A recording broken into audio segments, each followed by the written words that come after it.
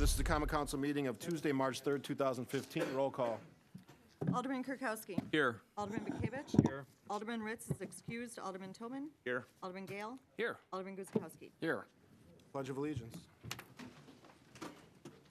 I pledge allegiance to the flag of the United States of America and to the republic for which it stands, one nation, under God, indivisible, with liberty and justice for all.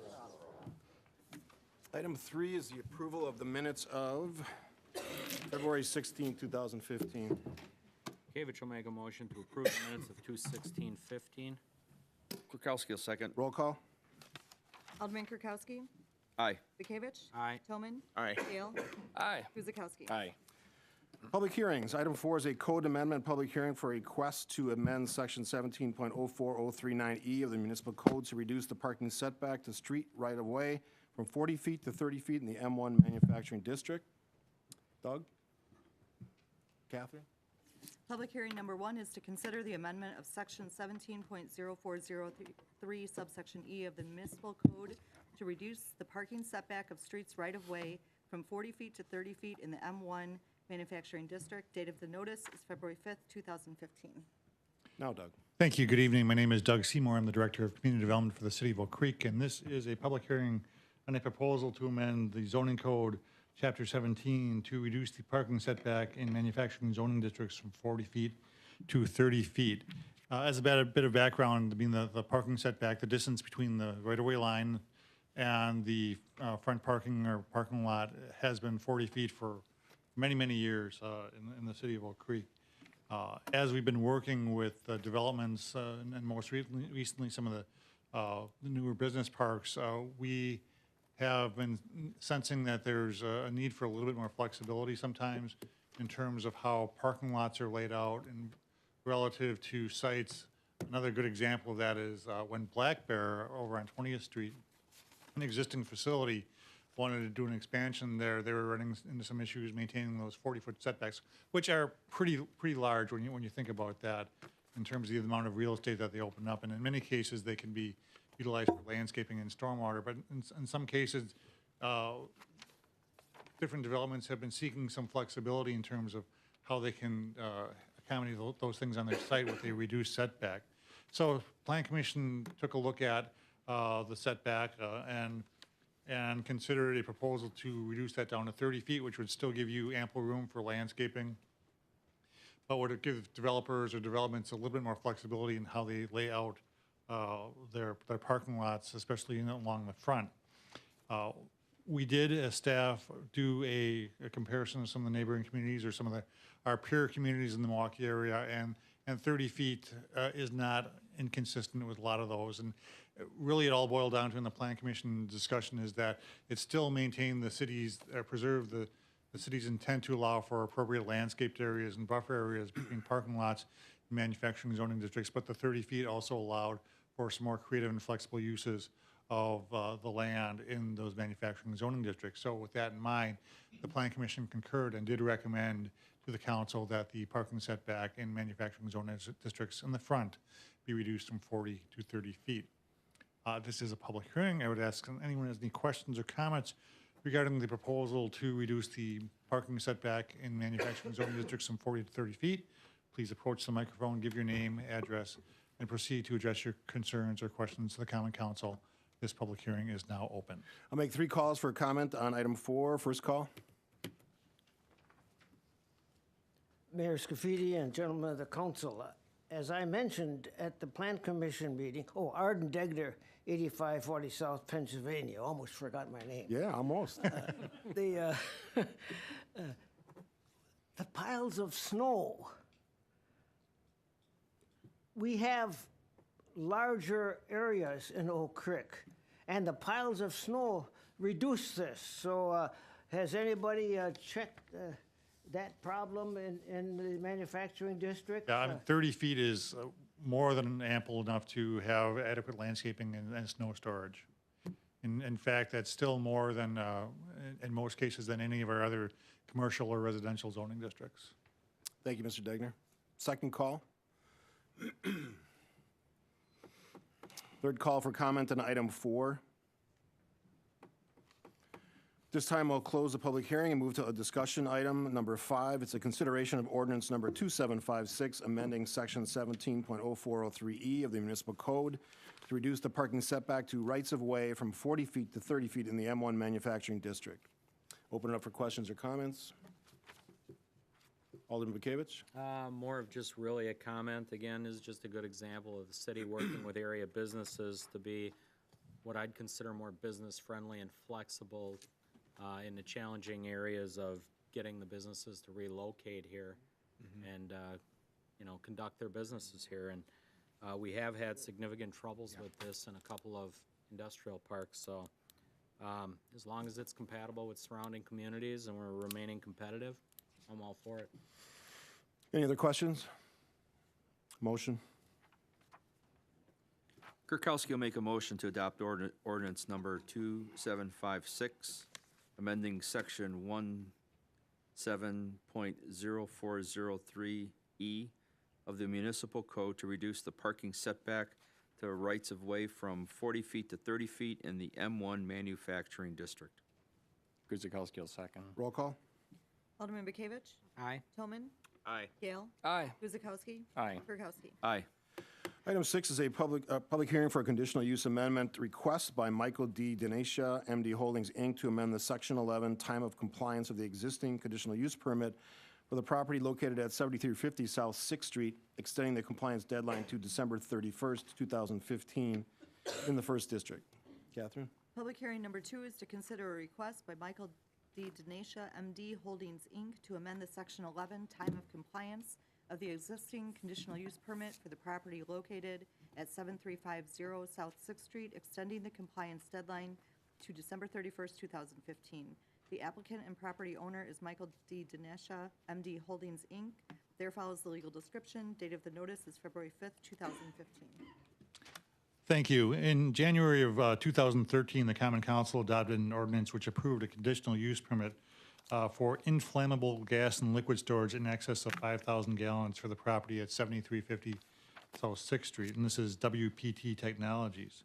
The conditions and restrictions that were attached to that conditional use permit required the commencement of operations within 24 months of the date of adoption of the ordinance. And according to the information submitted by the applicant, WPC Technologies has transitioned ownership since that conditional use was approved, which caused some delays to the project. So the relocation of the existing tanks from their Milwaukee location is planned for the spring of this year, with operations beginning late summer. Hence, the request for the extension of the conditions and restrictions in the conditional use permit. So they're looking for a 9-month extension to the time of compliance. Staff does recommend extending the time of compliance section to December 31st of 2015 to allow flexibility in case of any schedules change, given the weather or what have you. So we would be recommending that the time of compliance be changed to December 31, 2015. The Planning Commission has reviewed the proposed amendment, and they have recommended that the amendment be approved. And all else with respect to the conditions and restrictions remains the same. This is a public hearing. Again, I would ask that anyone who has any questions or comments regarding the proposed change to the conditional use permit for the property at 7350 South 6th Street, to please approach the microphone, give your name and address, proceed to address your comments or questions of the Common Council. This public hearing is now open. Make 3 calls on this item. First call. Second call. Third and final call for comment on item 6. Seeing none, close the public hearing. Move to item 7, which is a consideration of ordinance number 2755, amending the ordinance number 2670 to extend section 11 time of compliance to a deadline of December 31st, 2015 for the property located at 7350 South 6th Street in the First District. Open it up for questions or comments. Alderman Bekavich? Again, just a comment, when it comes to a business such as WPC, they are moving their factory into Oak Creek. There's a lot of factors that go into this, whether it's existing contracts, retrofitting a building to their need. It becomes much more difficult than building from the ground up, where you can just place the machines or the product tanks, whatever they may have. So I can understand completely, having worked in this industry for a while, where they could run into complications. Again, it's just another example of the city being business friendly to those that are looking to relocate here. So I do not have a problem at all extending this out till the end of the year. Any other comments? Motion. Kirkowski will make a motion to adopt ordinance number 2755, amending ordinance number 2670 to extend section 11, time of compliance, to a deadline of December 31st, 2015 for the property located at 7350 South 6th Street. Gavich will second. Roll call. Alderman Toman. Aye. Gale. Aye. Guzekowski. Aye. Kirkowski. Aye. Bekavich. Aye. All right, item 8 is a public hearing on a conditional use request by Steve Shish of the Autumn Creek 2 CQS LLC for a conditional use permit for a community-based residential facility with a capacity of at least 9 but not more than 20 beds on the property at 1326 West Willow Drive in the 2nd District. Catherine? Public hearing number 3 is to consider a request submitted by Steve Zish, Autumn Creek 2 CQS LLC for a conditional use permit for a community-based residential facility with a capacity of at least 9 but no more than 20 beds on the property at 1326 West Willow Drive. The applicant and property owner is Steve Zish, Autumn Creek 2 CQS LLC. There follows the legal description. Date of the notice is February 5th, 2015. Thank you. Per the zoning code, community-based residential facilities, or CBRFs, as they have been referred to in shorthand, with a capacity of between 9 and 20 persons are considered a conditional use in all of our residential zoning districts. Just as a by note, CBRFs with a capacity of fewer than that are actually permitted uses in those zoning districts. Now, according to our comprehensive plan, this area has been identified for two-family or townhouse residential. And originally, the plan, one of the proposals was to construct an 8-bed CBRF as a permitted use. However, the current proposal calls for the development of a 16-bed CBRF using some residential architecture similar to, there's an existing CBRF in a single-family residential zoning district on Cecily Drive, and we can look at that if you want to do that as part of the public hearing. Current operational plans, and the owner-developer will get into that, I'm sure, call for one carry-in employee on site per 8-hour shift with a visiting RN on site approximately 24 hours per week and on call. So the facility would be staffed 24/7, but not with an RN. As envisioned, no residents of the facility would be able to drive. Therefore, the applicant is requesting a reduction in the required number of parking spaces, parking stalls, of which approximately 8 are required. There is floodway and flood fringe existing on the western and southern portions of the property, which really resulted in the applicant taking a closer look at the development of the site plan, recognizing this council is not approving a site plan. This is just a conceptual plan to show you how the property may lay out. In fact, the Plan Commission, under the conditional use permit, would be responsible for approving those site and building plans. The Plan Commission, again, has recommended the Common Council approve the conditional use permit for the CBRF with a capacity of more than 8 persons for the property at 1326 West Willow Drive. So with that introduction, I will ask that anyone who has any questions or comments regarding this proposal, please approach the microphone, give your name and address and procedures, or questions or comments to the Common Council. The public hearing is now open. I'll make 3 calls for comment on item 8. First call.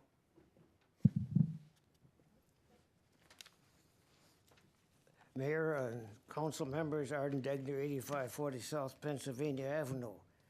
I am concerned when this is located in a residential district with no access to a sidewalk or a patio, because to encourage individuals to improve their health, it usually is necessary for them to have some access to the outside. I especially appreciated the proposal that was over here on Mayhew Drive, where they had a courtyard in the center that would allow access to the outside, especially in the spring. And if there's some flowers planted, that is such an encouraging site for individuals that are locked in cells or somehow or another put away And I would think that a development like this should at least have a requirement in the code for a patio if there's no sidewalk available. As I understand that this is omitted. Thank you. Thanks for your comments. Second call for comments on this item. Welcome. Hi, my name is Jill Heydrich. My address is 10220 Barrington Drive, Oak Creek. I just have a few comments and a little bit of insight. I am not a homeowner on Willow Drive. However, I was a homeowner on Cecily Drive. And we built a home back in 2009 we bought a lot from Brian and his business. And about a year and a half ago, a 8-person group home called Autumn Creek was built directly next door to us. We unfortunately had no idea it was going up until the building was built, so there was quite a bit of concern as to how it would change our neighborhood. I have 2 young children, and we didn't know really what to expect. And unfortunately, it did change our neighborhood. The first issue was a significant amount of traffic. We built a home in a cul-de-sac at a dead-end street for a quiet subdivision. And now with an 8-person group home there, we have not only visitors and staff driving in and out several times a day, but there are every type of medical personnel. There are visiting physicians, visiting nurses, lab technicians, x-ray personnel. There was a death in the facility, so there was an unmarked car that came with a stretcher and a body bag to pick up the individual. There are also residents that fall, so we've got ambulances, we've got fire trucks that are coming. So the traffic is a significant issue, especially with a neighborhood and a cul-de-sac. And to touch a little bit on what this gentleman just said, the building, Autumn Creek, that was built next to us on Cecily Drive had absolutely no backyard. There was no garden, there was no patio, there was nothing for the residents to do in the backyard. So they were forced to use the front yard and the driveway. And so you have several residents sitting out on a driveway, which several of them also smoked. So you've got a congregation of people in the front because there is no backyard access for them to use. So bottom line, this is a business, and I'm a big supporter of group homes, assisted livings. I think they have a great place in the cities. I don't believe these locations are appropriate. Homeowners and taxpayers have a right to live in a subdivision and in a neighborhood of other homes and other families, and we're being now subjected to live next to a business. Thank you. Thanks for your comments. Third and final call for public comment on item number 8. Seeing none, we'll close the public hearing and move to discussion of ordinance number 2758, approving a conditional use permit for a community-based residential facility, CBRF, with a capacity of at least 9, but not more than 20 persons, located at 1326 West Willow Drive in the 2nd District. And I'll open it up to the council for questions.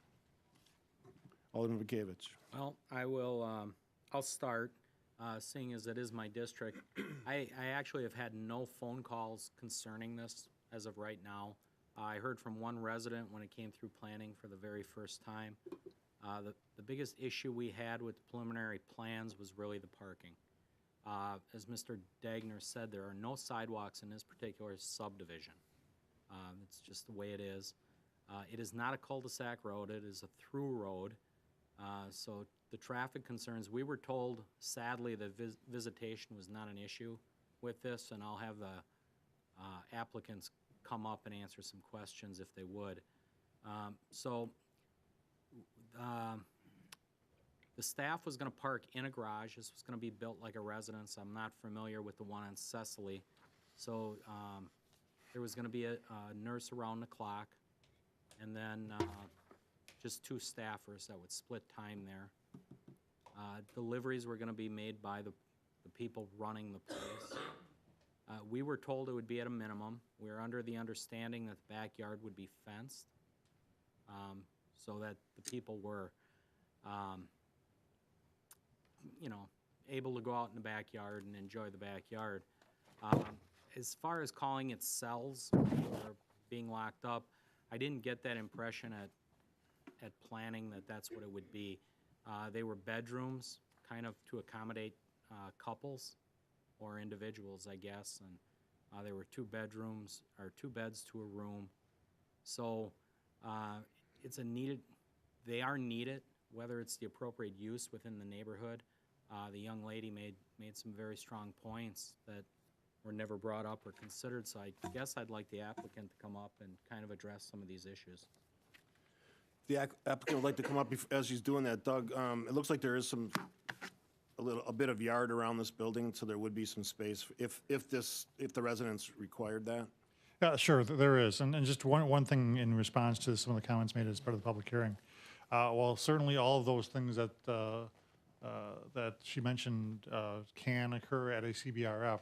I just wanted to bring to the council's attention that, I mean, if the CBRF is fewer than 9 persons, that those are allowable by state statute as a permitted use in any zoning district. So really, it is a matter of the extent to which those impacts are. I mean, to the extent that a 20-person CBRF is going to have a substantially more impact than an 8-person CBRF.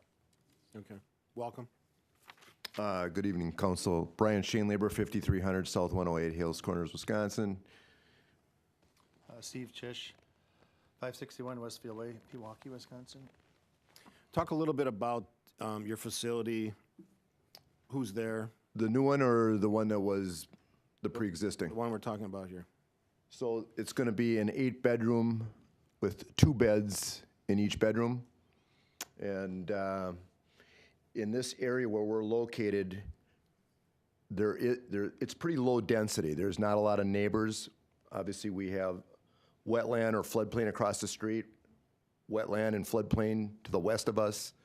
So there's not a lot of density as far as neighborhood. There's obviously the neighborhood is a little further west. Business to the north. Business to the north. And then as far as we are going to be putting on the back, I don't know where Arden was getting his information from, but there's going to be either a patio or a deck off the back. And yeah, these are not cells, these are bedrooms. The facility will be staffed by 2 full-time CNAs first shift, 1 full-time CNA for second and third, and we have an RN that's on staff that visits the facility every day. And responding to some of the comments on the other assisted living, we obviously did have a death. When you have elderly, that happens, and she passed away in her bed, and we had to call out the medical examiner, and they came out, and it's just standard operating procedure. And That's not unique to your types of facilities. right, exactly, it happens. Other questions or comments? Alderman Krukowski? Sir, since you brought up the other facility, I Yeah. mean, The one on concerns by- Cecily? Yes, and does the concerns by the neighbor concern you at all with regards to building out this one and taking care of the other one?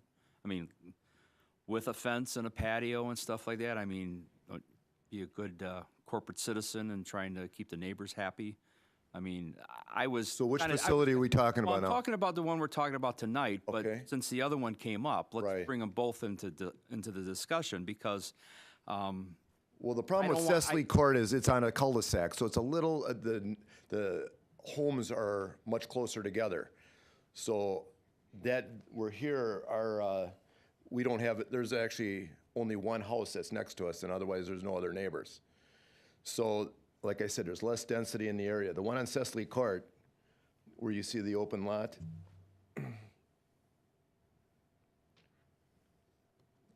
and as far as like the traffic, I disagree that there was more traffic. I think, you have a family that has some teenage kids that drive, you're gonna have traffic. We have, one employee comes in 8 hours a day, nurse comes in, once in a while a family member will come and visit. I mean, that's only understandable. But is it like a freeway system coming onto this cul-de-sac? No, I'm talking about Cecily.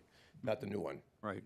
And as far as like the residents, we have a front porch that they would sit out on, not in the driveway. They'd be on the front porch. Would they smoke? I mean, we can't hold them, and we can't tell them not to smoke. And, I mean, it only governs so much with these people. Well, my point is if we have a new facility coming in and the plans are to have a patio and a fence and to The make it, fence is already up, okay, and make it nice and Oh, yeah. residential. right?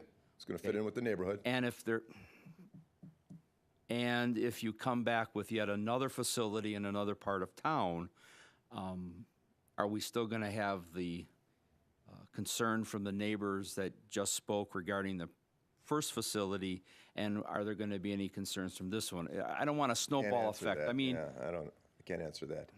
All I know, this one, like I said, there's only one neighbor that abuts this property. And then behind us is either commercial or industrial. all right, I'll cut to the chase. Do you feel any need after this meeting to sit down with the resident and see what you can work out her concerns so that we don't have any future concerns with any future developments? Yeah, I'd be happy to, but I think she moved. She doesn't even live in the area anymore, so. I sold my home. Yeah, so she's not even on the cul-de-sac anymore. Right, let's Okay, shift thank it you. back to the new building. All right, well, no, I was getting I get there, it, but- I get it. Thank you. Alderman Gale. Gentlemen, exactly what kind of clientele you envision as being housed? It's a Class C facility, so they have to be semi-ambulatory, and it's for slight early dementia, not advanced dementia, early dementia, advanced age or elderly, and some developmentally disabled. So those folks are reasonably mobile still? Oh, yeah, they have to be. They have to respond to a fire alarm, even though it's sprinklered. And CNA is qualified to deal with those folks that are on a Absolutely, daily, they're ongoing certified basis? by the state. Well, my daughter's certified by the state too. I wouldn't want her dealing with a house full of folks in that condition, to be perfectly. Your grandparents? You wouldn't want them dealing with your grandparents? 16 beds of, Well, that's why we're staffing. We're gonna have two on full, first shift where well, it's a little more that's what active. you're And saying then, is, I mean, it's not an absolute requirement according to no, it's the not. report I read. State requires only one. So,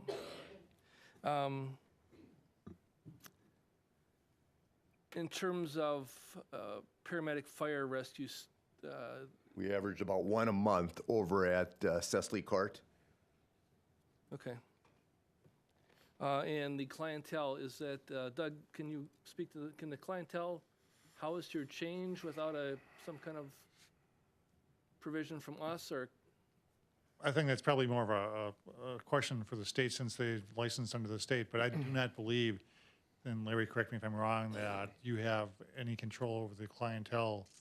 That you have, It's a licensure matter by the state. Right. Whatever the license would allow. Exactly, and that's why it's a Class C license. Right. Okay, so that governs who can live there? Exactly. And you mentioned that, you say that there's not a lot of visiting. I see them by the parking, you have 4 or 5 stalls of parking that you find is reasonably adequate. Is there any on-street parking available there, Doug, or is that very narrow? I don't recall. it's a rural cross-section. Maybe Mike can speak to what that actually is. That's correct. It is rural, just a 2-lane road. Yeah. Still adequate room for parking on one side and 2 lanes of passing traffic. I think if you were to have traffic both sides of the road, that might be an issue, but. Okay. I Doug, think the one thing I'll note about parking, I'm sorry, is that in some of the other concept plans that were brought forward before the Plan Commission as part of their deliberations on the recommendation, they showed some parking areas off the driveway which would have provided additional parking spaces. We just want to be a little careful about that because we want to preserve the residential character of this neighborhood, and that's really the whole idea with these community-based residential facilities is that they become part of the neighborhood. So rather than putting a parking lot essentially which would be a very minimal or no setback in front, the conditions and restrictions require the maximum width of the driveway to be 24 feet, which is a typical residential driveway, but you can have an offset for 1 or 2 cars off of that. So if they are proposing, as part again of the site plan review before the Plan Commission, additional park areas, they will need to accommodate that through some other means. Okay. Doug, do you know, is the house that's on the corner of that 13th and Willow, is that occupied? Or you guys know that? I think it is. That's who we purchased the lot from. All right, so And I they think are he's well still aware? there, yeah. And Danny, is this your district? It's my Have district. you heard from those folks at all? No, I have not, and again, this map gives you a good indication of where that sits, and it's roughly, a couple 100 feet off of 13th Street. Again, it's a through street. There's shoulders, no sidewalks. There is parking. You got to go on the shoulder. At planning, though, we wanted to minimize parking on the road, and we wanted to keep a residential look to it, so it did blend with the neighborhood. They were doing adaptations of the driveway without making it look like a parking lot. Yeah, I mean, geographically, this thing is isolated just on the lot itself because of the wetlands and stuff It that really are there. kind of is, Ken, and if you remember the church built back there, so that road, if I'm correct, Doug, if I'm speaking Yeah, that's correctly, probably not ever going to get that's built. going away. I think we amended that, so that other road, that designated road's not going in.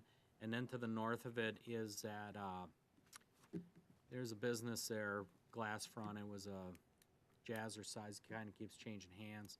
So, again, I've really heard no complaints other than one guy from the subdivision that came in early in planning, but it was really just one of the not in my neighborhood deals. So just, Very different than putting it in the cul-de-sac. I could see the concerns in the cul-de-sac. yeah, just to refresh my memory, you said 8 rooms, 2 beds? Correct. Two different people in it, or couples in a rooms, or however they are comfortable dealing? Well, it would be two different, you'd probably have males with males, females with females, and if it was a couple that would come in, they could share a bedroom, absolutely. And that's all governed by the state in terms of who you can have there? That's correct. Okay, that's all I have. I mean, obviously, it's a fine line. We want to respect the rights of the individual homeowners, but also we don't want to be known as the city that puts up roadblocks for people that have special needs or special circumstances, whether it's dementia or any of those things. So, we try to find that balance. It's sometimes not an easy decision, but I think in this case, the right decision is to allow this. That's my take. Well, and this lot's a little more appropriate than that lot on the cul-de-sac, just because, these neighbors were obviously a little closer to the facility, and as you can see, there isn't too much density in this area, so. All right. Any other questions or comments? Motion. Bukavich will make a motion to adopt ordinance number 2758, approving a conditional use permit for a community-based residential facility, CBRF, with a capacity of at least 9. Is that correct, or is that 8? 9, 8 or less are allowable. Okay. Allowable is permitted. Thank you. But no less than 20 persons located at 1326 West Willow Drive. Actually, that should be no more than 20 persons. Oh, I'm sorry, no more than 20. Gail, second. Roll call. Alderman Gale. Aye. Guzekowski. Aye. Kirkowski. Aye. Bekavich. Aye. Tillman. Aye. And our final public hearing of the evening is a rezone request by Sarah Burmeister, Oak Creek Franklin Joint School District, to rezone the property located at 2200 West Drexel Avenue from P1 Park District to I1 Institutional in the 2nd District. Catherine? Public hearing number 4 is to consider a request by Sarah Burmeister, Oak Creek Franklin Joint School District, to rezone the property located at 2200 West Drexel Avenue from P-1 Park District to I-1 Institutional. The applicant is Sarah Burmeister, Superintendent, Oak Creek Franklin Joint School District. The property owner is Oak Creek Franklin Joint School District. There follows the legal description. Date of the notice is February 5th, 2015. Doug? Thank you again. The Oak Creek Franklin Joint School District is requesting that the property at 2200 West Drexel Avenue be rezoned from P1, which is Park, to I1 Institutional in anticipation of a new public elementary school at the location. This property, if you recall, was the subject of the land exchange that involved Milwaukee County and Falk Park, as well as the city and Northwestern Mutual for lands in that vicinity. So only those portions of land, property outside the floodway, and you can kind of see the floodway.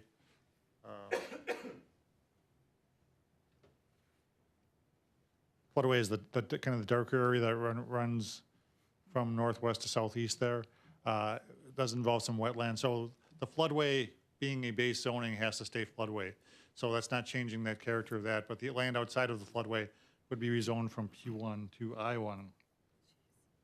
The school building, as anticipated, and again, you're not approving a site plan or architectural plan for a building, but as would be anticipated to be 2 stories and serve approximately 500 students. They do have some conceptual site plans and have been working with the city on working that through the process. This plan does not include a wetland delineation, which will be required prior to the submission of the plans for additional review. Now, according to the city's future land use map, this does show as a resource protection area in light of the prior owner as Milwaukee County as part of Falk Park. So with the upcoming update to the comprehensive plan, we will make the appropriate change to show that his changed ownership and would show an institutional land use for the new elementary school. The Plan Commission has reviewed this request, and they have recommended that the proposed rezoning is appropriate for the area, and have recommended to the Common Council that that property be rezoned from P1 to I1 institutional after public hearing.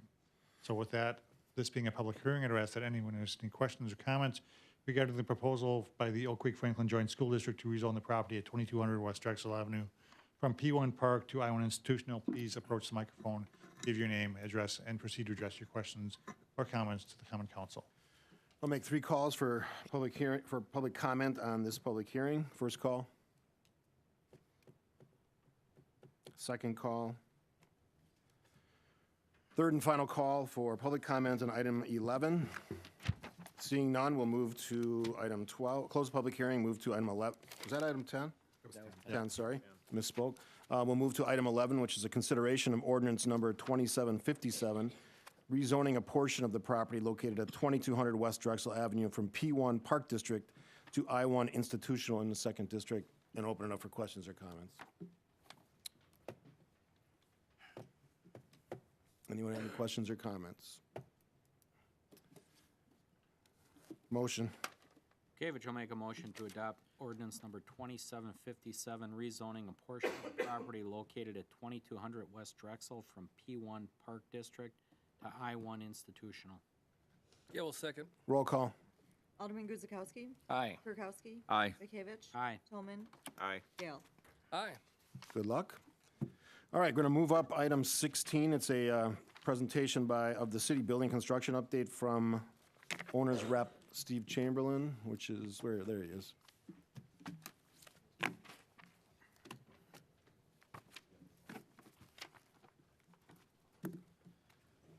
Welcome. Good evening. I'd like to give you a photo tour of all 3 buildings, the library, the city hall, and the fire station. We're making good progress, and I think that the photos tonight, I did my best to kind of give you a good representative cross-section of what's happening. You made the trees green. Yes. And, hold on just a second. And then when I'm done, answer any my hand moved. When I'm through, then answer any questions related to what you can expect in the next several months. This is the entrance to the parking garage. The slab will be poured here probably in the next 4 or 5 weeks. This is the east entrance to the city hall. You can see the building's enclosed to the extent that we've been able to moderately heat the interior for interior work and for pouring of the concrete slabs. Another view of that same entrance. This is the northeast corner of the stairwell. Nice picture, I think, of the the clock tower. Had a very nice, good turnout at the topping off ceremony not too long ago. And if you recall, at one time we talked about whether we would have the clock faces on 2 sides, all 4 sides, and we are, of course, installing beautiful clocks on all four sides of the tower. This is within the courtyard. Upper level there is kind of a work area, administrator's office to the right, and then back beyond the corner is the mayor's office and some other general administrative space. This is that same wall elevation, elevator shaft there. We do have, I think I mentioned earlier, a couple consultants specifically brought on to address some of the issues that you've had in the past, one being leaks and what we call building envelope consultant that's working closely with us to minimize the chance of any issues relating to windows, roof, moisture issues. And another consultant specifically brought in, working with us on the HVAC systems, what we call commissioning, as well as the electrical, to have good checks and balances to make sure that these quality systems, you do have very high quality systems, are actually installed properly and balanced and function the way that they should function. Here's a pretty cool shot of the tower. Now we're working around, we're still in the same courtyard. That's the little jet out areas at the library. Another shot of the tower. Let's see, now we're inside. This is the main level, below the level that I just referred to earlier, the upper level. This is basically general office space. On the far north there, those are windows that'll be popped in. And this, if you rotate around to the right, this is the east wall of that same area. General open administrative space with some offices back there and on the other side. Let's see, this is the east entrance to City Hall. You're looking east. This is the council chambers. Nice shot there. Off to the right, of course, is the entrance, south entrance. This is, as you can see from that little radius steel, this is the reception area. Nice, open, inviting areas. You walk in from all four directions. You'll have a nice, open invitation, friendly welcome. This is right across from the reception area. This is a little sitting area. Up above is a reading room, quiet reading room at the library. There'll be a kiosk there for various functions. Now we're looking to the south entrance. Actually, I'm sorry, that's the north. To the right is the reception area. To the left is the seating area I talked about. This is the south. On the left is the council chambers, and on the right is the multi-purpose room, open, airy, a lot of natural glass. It's going to have a nice feel to it. This is the multi-purpose room. Now we're in the library. That's the north wing main level. That's looking out to the west. Those will basically be windows there. There's some offices that go along there that haven't been framed in yet. And then the other side, you're looking out, or on the main level now, you're looking out to the east into the courtyard. A lot of natural light where those areas jet out that we talked about earlier. Now we're outside. You can see how dramatic that radius is of the library. When you pull up to that northwest corner intersection, it's a pretty dramatic view, I think, of the library. This is the entrance to the library on the west. Here this was yesterday. They were pouring the concrete floor, second floor of the library. A big moment. This is looking from the south. You can see there's some interest architecture going on there. There's some nice feel to it as you enter. It's very inviting. You can see you'll be able to look all the way to the north to the Drexel Town Square. Nice transparency, good sight lines. The base of the tower, of course, is stone. Then there's a little section of glass, and then the upper level is the face. This is that same entrance, a little closer look. You can see as you walk in, pretty dramatic. You'll be able to look right through to Jerry Frankie's sitting in the back of the room. Town Square, which will be really a nice connection point with the Civic Center and the public space across the street.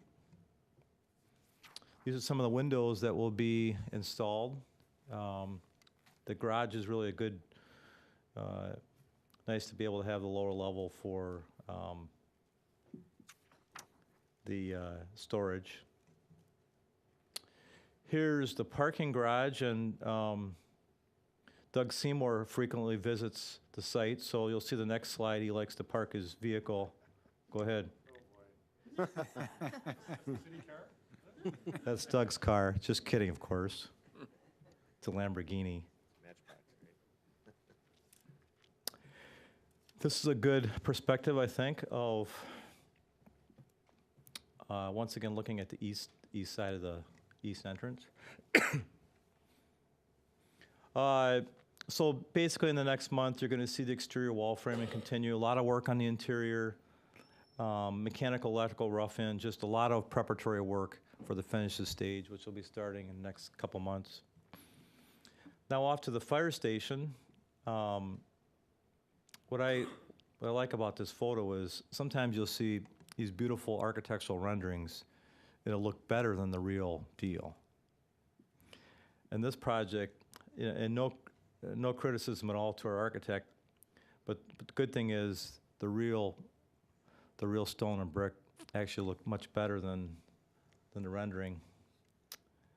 You know, beautiful character, nice solid feel to it. Masonry's coming along well. That's the northwest corner. You can see the close-up there, some of the window details. Wait a little while for the windows, but they look beautiful. This is the southwest corner. Lower level there is the workout room. Nice view to the south.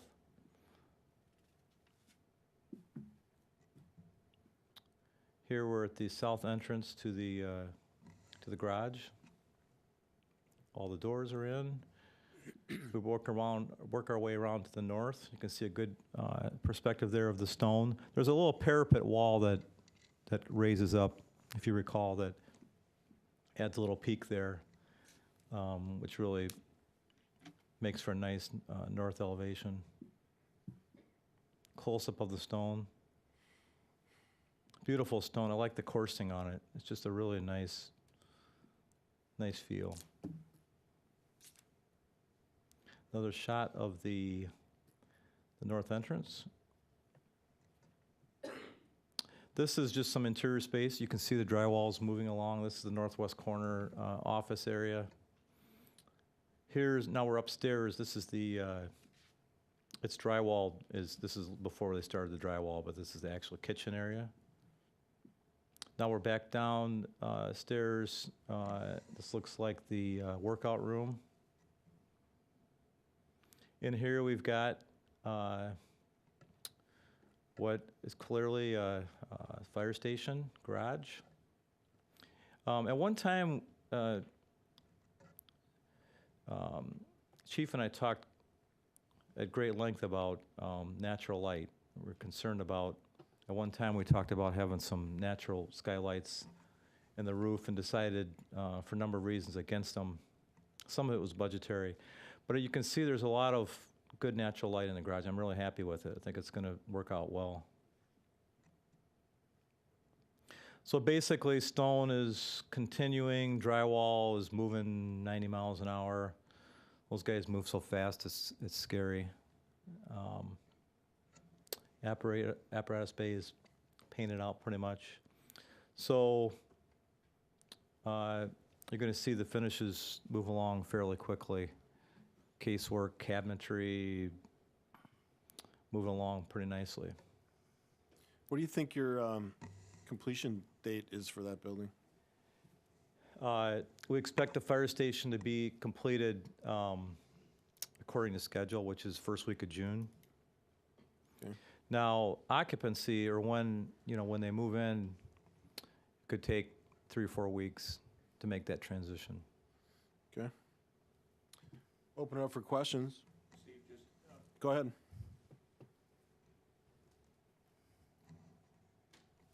Just on the occupancy, as Steve said, we're right on schedule in terms of the construction, first week, second week in June. Occupancy will probably be first week in August. We have lots of phone systems, communication systems that all need to come together in a time frame. We're bringing fiber optic, if the council will remember, to all of our public buildings. So all of that is coming together in addition to the construction that's happening. So I think August 1st is my target date for being fully operational there. Of course, the fire department is going to want to try it out before then, but I suspect that's when we're going to be operational. We'll probably open to the public in July in terms of a Saturday open up for a walkthrough. That's the schedule right now. And then City Hall Library. City Hall, we've had some challenges there, actually. Unanticipated issues. I mean, the site work obviously was a problem for 4 or 5 weeks. We had underground foundations. We had some pretty significant issues. From there, I think we had some pretty good momentum. CCI, the general contractor. February was a little tough in terms of weather, as far as concrete pours. Right now, I don't like to give a date unless it's firm. And CCI, the general contractor, is working with a company that's installing all the glass and trying to nail down the exact sequencing so we can give you a firm date. We know the deadlines. We know how important it is to vacate this building and have it demolished and ready for the school district. We fully understand that, and we're confident that we're gonna work within that time slot. But as far as completion, the original completion date was first week of August. It will be extended beyond that, but I don't want to give you a date until we've nailed down some of those details. All right, is there an opportunity to pick up some time in the summer if the weather's good?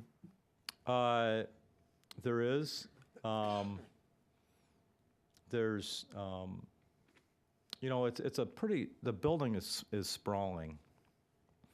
So, you can work in different areas. You can increase crew sizes, and those are the types of things that general contractor's looking at, to be able to work in more areas at the same time. But, yeah, I mean, we're moving into, summer months where it doesn't get dark till about 9 o'clock. So you've got some long day potential, overtime, sequencing. So all those things are being reviewed. Okay. Questions? Alderman Krukowski? I just want to comment and concur with Mr. Chamberlain that the rendering just doesn't do it justice at the fire hall. That brick and the window frames and the doors, it just looks like a phenomenal looking fire station that the city and the fire department are really going to be proud of. That's sweet looking over there. Alderman Gale? Steve, have any feel or commentary, performance of our contractors and quality of workmanship and that kind of thing with the projects? I've been pretty happy with them. The general contractor, general contractors, they basically hire 35, 40 subcontractors, and they play a key role in terms of coordination, and I think they've done a good job there. They got a good superintendent, I think, on both sites. Probably most importantly is they really do have a good core team of subcontractors. You always have some that are a little more challenges than others, but haven't identified any really serious holes. I mean, like troublemakers. It's been pretty solid, especially on the mechanical electrical. I mean, you got, people like Butters Fetting and Pieper Electric. Those guys are top notch. So I think that they've done a good job. Anything else? Alderman Bakavich. Just more of a comment. I ran into a young lady. She was an iron worker, a very young lady, and she's an apprentice, and she helped construct the clock tower. She says there's over 30 tons of steel just in the clock tower alone, and she was very proud to have worked on it, signed the beam, and So far, this is the highlight of her young career, so pretty neat project for her.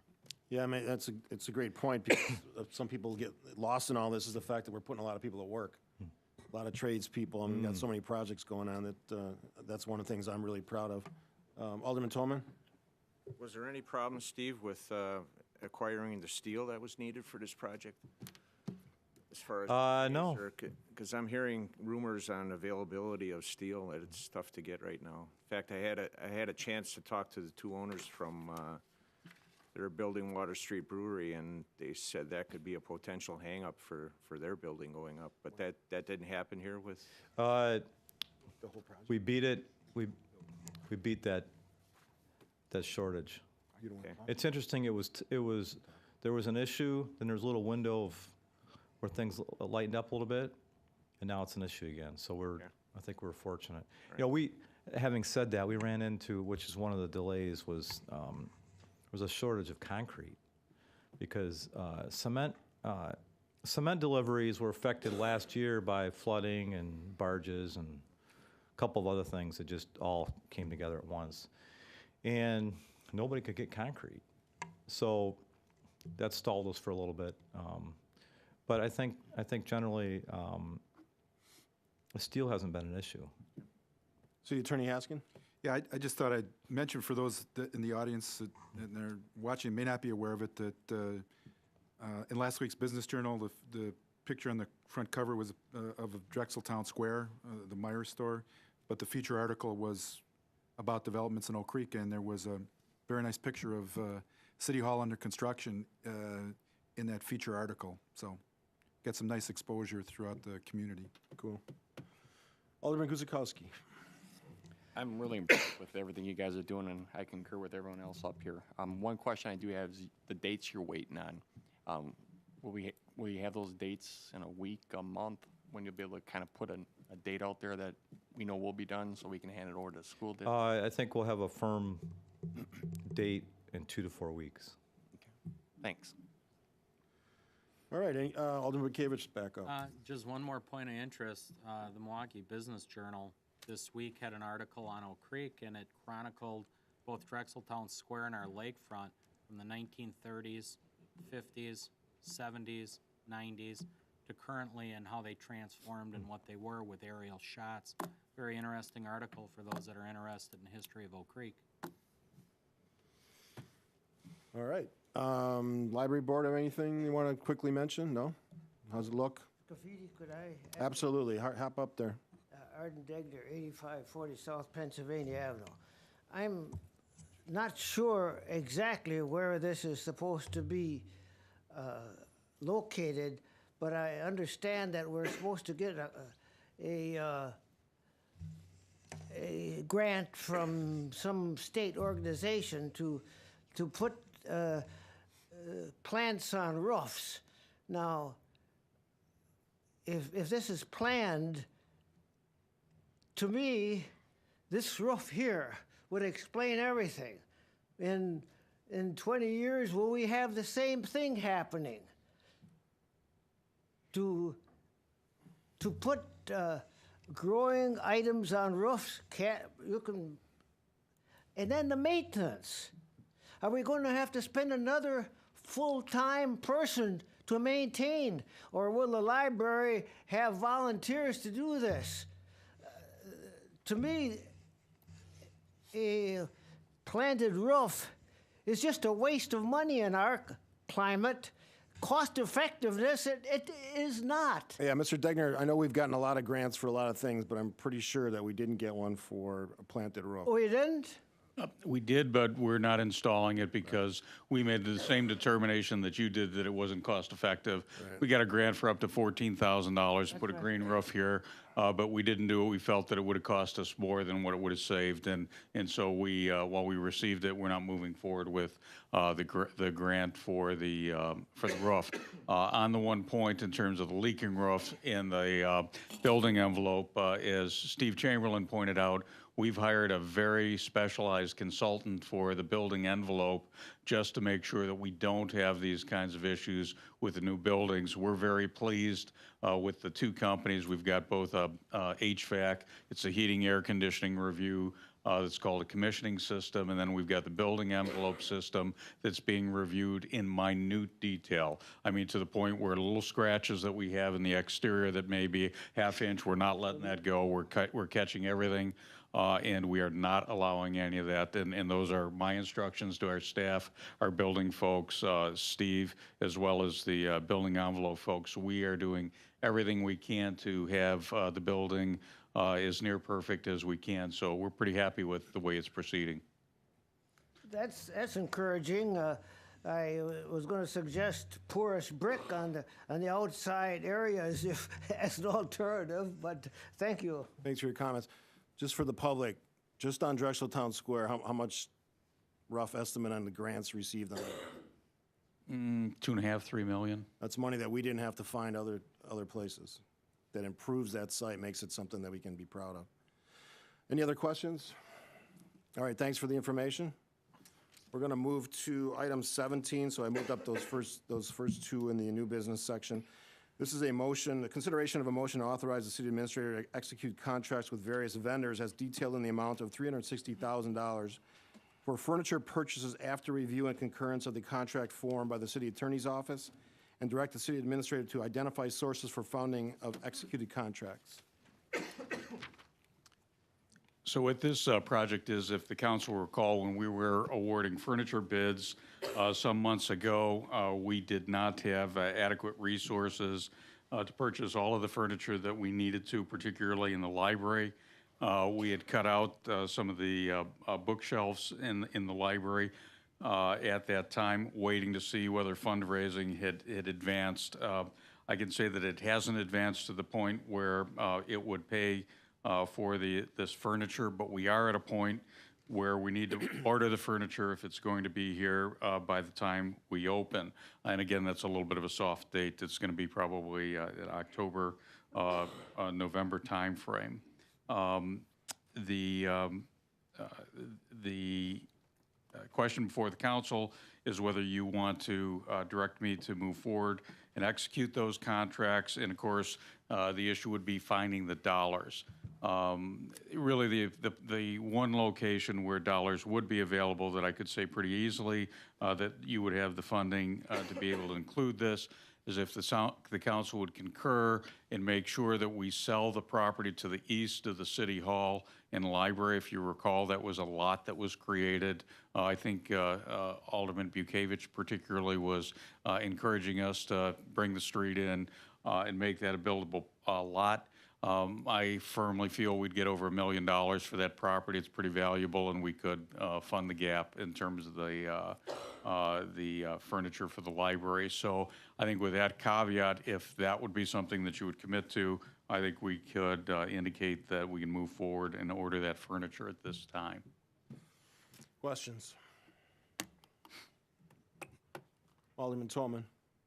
How does this play out, Jerry, with the sale of this parcel versus the money that's going to be immediately available for the furnishings? We can float that kind of dollar. Let's say that sale doesn't take place, and it probably wouldn't until 2016. We have adequate funds in our what's called our Fund 40, our capital fund. We could temporarily float the construction cost as well as some of the furniture cost until that sale was actually consummated. I would expect that we would get that property sold in 2016. I think of note for the council, I've also got that property pegged at $3.5 million as an assessed value as part of the increment that we'd be developing at Town Square. So it has been in our plans all the way along to have that as a sale to a private entity, take the proceeds from the property as well as to increase the increment in the overall Town Square. And perhaps for the public, I think the council is fairly aware of this, but the public probably isn't. When we had the Delphi Automotive site at that property, we had a total taxable value, land, buildings, personal property in the range of $16, $17 million. At build-out at Drexel Town Square, my estimates are just south of 200 million. So, you know, it's more than 10, it's like 17 times greater than what was there. I think the one argument you could make, we aren't going to have the same kind of jobs that were there. They're going to be good jobs. They're going to be a different job, but very substantial taxable value that will serve the city well for many years. Alderman Bekavich? Mike kind of hit on my questions, but yes, you're right, Jerry. You know, I was an advocate to eventually saw off that lot and benefit the city in some way. And this is a direct benefit. We need those shelves within the library. It seems kind of a goofy point if you haven't visited our library, but given what we're doing, it's ambitious at the new site, and we need to put those shelves in. And fundraising just hasn't taken off the way we expected, so I think it's a good use of the lot. I think we did it wisely by doing the underground parking versus the city garage there, and the benefit's paying off early. So as long as you can float those dollars, I'm all in favor. So given that we're talking about selling a lot, have we actively been looking to sell it out? Have we put that word out there? We've been talking internally about the process. Is Jerry back here? Yeah, he's offered to buy that and sell it for us. We're not sure that's the direction we're going to go, but I know I have at least one buyer or one person who would move it. We've talked about whether that's a CDA or others, so we're still in that conversation. Obviously, with if anticipating tonight's action, that's going to put that up a little bit more on the front burner for us to get moving on that. I think we've got to talk about the kinds of uses we want to see there before we go to sell. We have a lot of control of what that can be, and I think we need to have a little conversation about that. So the 360's buying us what exactly? Basically bookshelves. There's a significant number of bookshelves in the library. If not, we'd be moving lots of old bookshelves, which aren't very attractive, over to the new facility. I think it's exclusively bookshelves. Yep. Jill's nodding yes. Okay. Alderman Guzikowski? My question was answered, thanks. Other questions? Alderman Bekavich? Is the rest of the furniture, what's coming from the library? What's staying? Is everything new in there? Mostly everything's new. Very, very little is coming. Of course, the sorter, and if you remember, we have that system that automatically sorts the books and reads those. Some of that equipment is coming over. If you remember, that's just a couple years old. But mostly for both the City Hall and library, it's new furniture. I would say that where we've got storage areas and so forth, shelving, cabinetry, that's coming over where we have good stuff, but you don't really want a mismatch of colors and that kind of thing. So all of the visible areas out there will have new furniture. We'll be using furniture elsewhere in the facility, and I think the fire department's already been around tagging what they want from this facility, as have others who've had their eye on things. So we're using it within other facilities in the city. And to be clear, this does not include City Hall. This is just strictly the library. That is correct. Alderman Gale? Yeah, Jerry, we've had long discussions. I think it's a prudent move to get after these and prudently furnish the library right up front rather than waiting until the fundraising either caught up or we had another source of money. I think it's an opportunity with the lot next door at the City Hall, as well as, potentially even with contingency funds, if in fact we don't use them completely on the projects, that we can sweep those into this kind of project as well and fully fund our furnishing needs, so we have actually a quality product to deliver right from the get-go to the constituency out there. So I think it's a good plan, a good maneuver, and I think the property's going to more than cover what we're going to need to make this project really what it should be. So if we got additional funds through fundraising, would that replenish the money that we're spending on the bookshelves, or where would that money go? Yeah, if there was additional, and I think Alderman Gale also identified it, if we have contingency money left that's out there, and I don't think it's prudent to count on that at this point, although we're doing pretty decent with the change orders. And if the fundraising comes in, we wouldn't have to allocate these dollars to that project. All right, that's a key point. Anything else? All right, motion. Gail moved to authorize the city administrator to execute contracts with various vendors as detailed in the amount of $360,000 for furniture purchases after review and concurrence of the contract formed by the city attorney's office, and direct the city administrator to identify sources for funding the executed contracts. Guzekowski will second. Roll call. Alderman Kirkowski. Aye. Bekavich. Aye. Tillman. Aye. Gale. Aye. Guzekowski. Aye. All right, moving back to old business, item 12 is a consideration of a motion to enter into an agreement with Veolia Water Milwaukee LLC for stormwater best management practices for monitoring services at Drexel Town Square in an amount not to exceed $64,000 and $64,031 in the second district. Previously, in 2012, the council had taken actions as part of a stormwater best management practices at Drexel Town Square. We had received agreement with the MMSD to take basically $750,000 of money and allocate it to stormwater best management practices at Drexel Town Square, and that's turning out quite nicely. Also, as part of that project, there was $150,000 or nearly $150,000 that went to significant design work and an overall plan for best management practices for stormwater. The final component that we need to do at that site is to create the actual monitoring, side-by-side monitoring, where we can see where some of the porous pavers, the rain gardens, and some of the other activities that we're putting on there actually have reduced stormwater flows, because that's really the reason for a lot of the investments that we've made. And we're required to do some monitoring, so there'll be monitoring throughout the site, both on areas that have the stormwater controls and those that don't, so that there can be side-to-side monitoring. It's a 3-year process. There's a fair amount of software that goes into the analysis of the data. About $27,000 of this $62,000 goes to that 3-year monitoring. And it's work that we're committed in our agreement with the MMSD to do.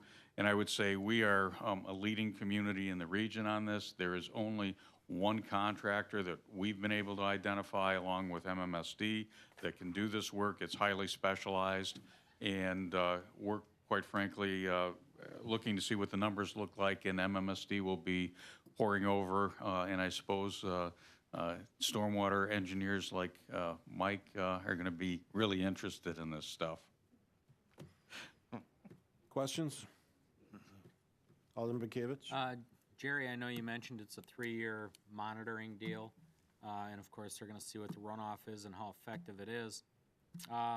Whether it's very effective or not as effective as they thought, is there any financial impact? What will happen to us? No, We're committed to this. No, there aren't any negative consequences if performance doesn't go as well as thought.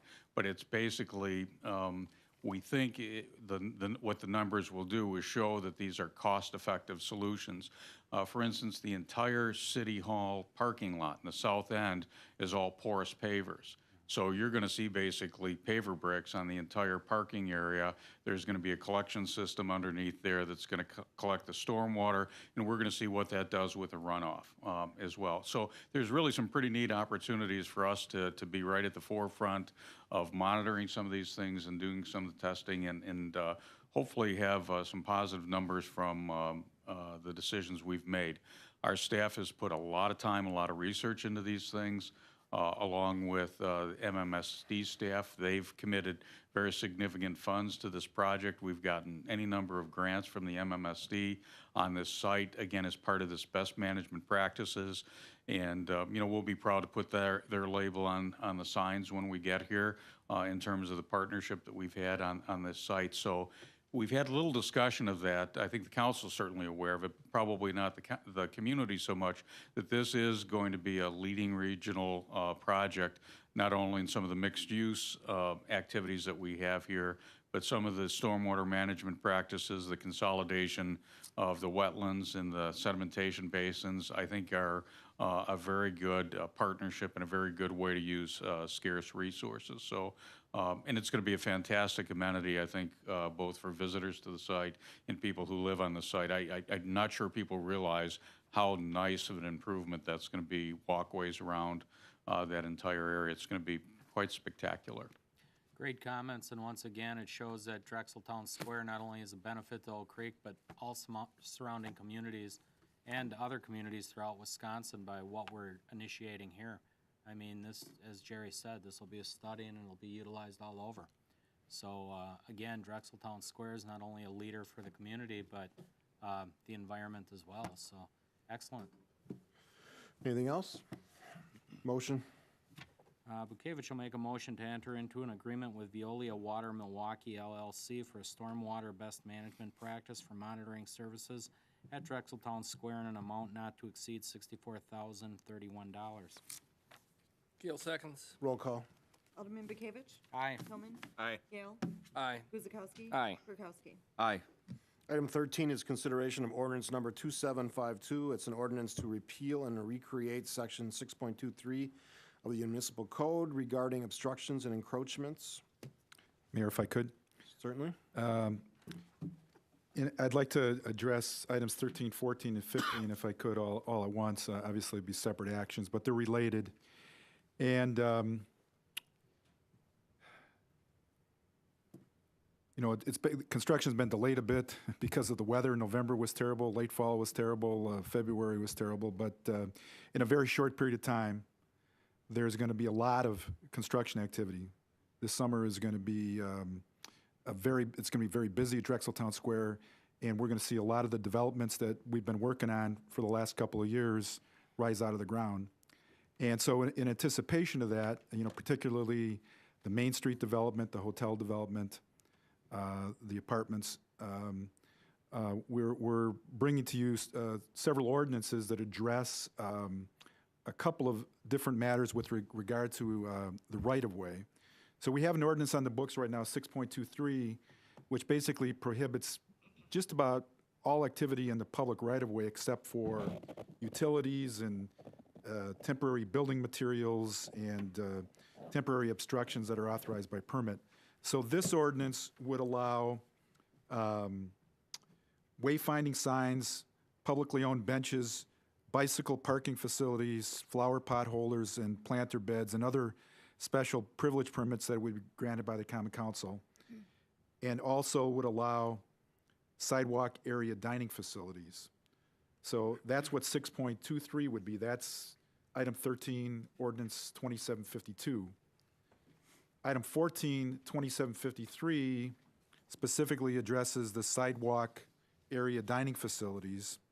And this would create a permitting process for outdoor dining areas in the public right-of-way. So you see this obviously a lot in the city of Milwaukee. You go to the 3rd Ward, you see areas where you've got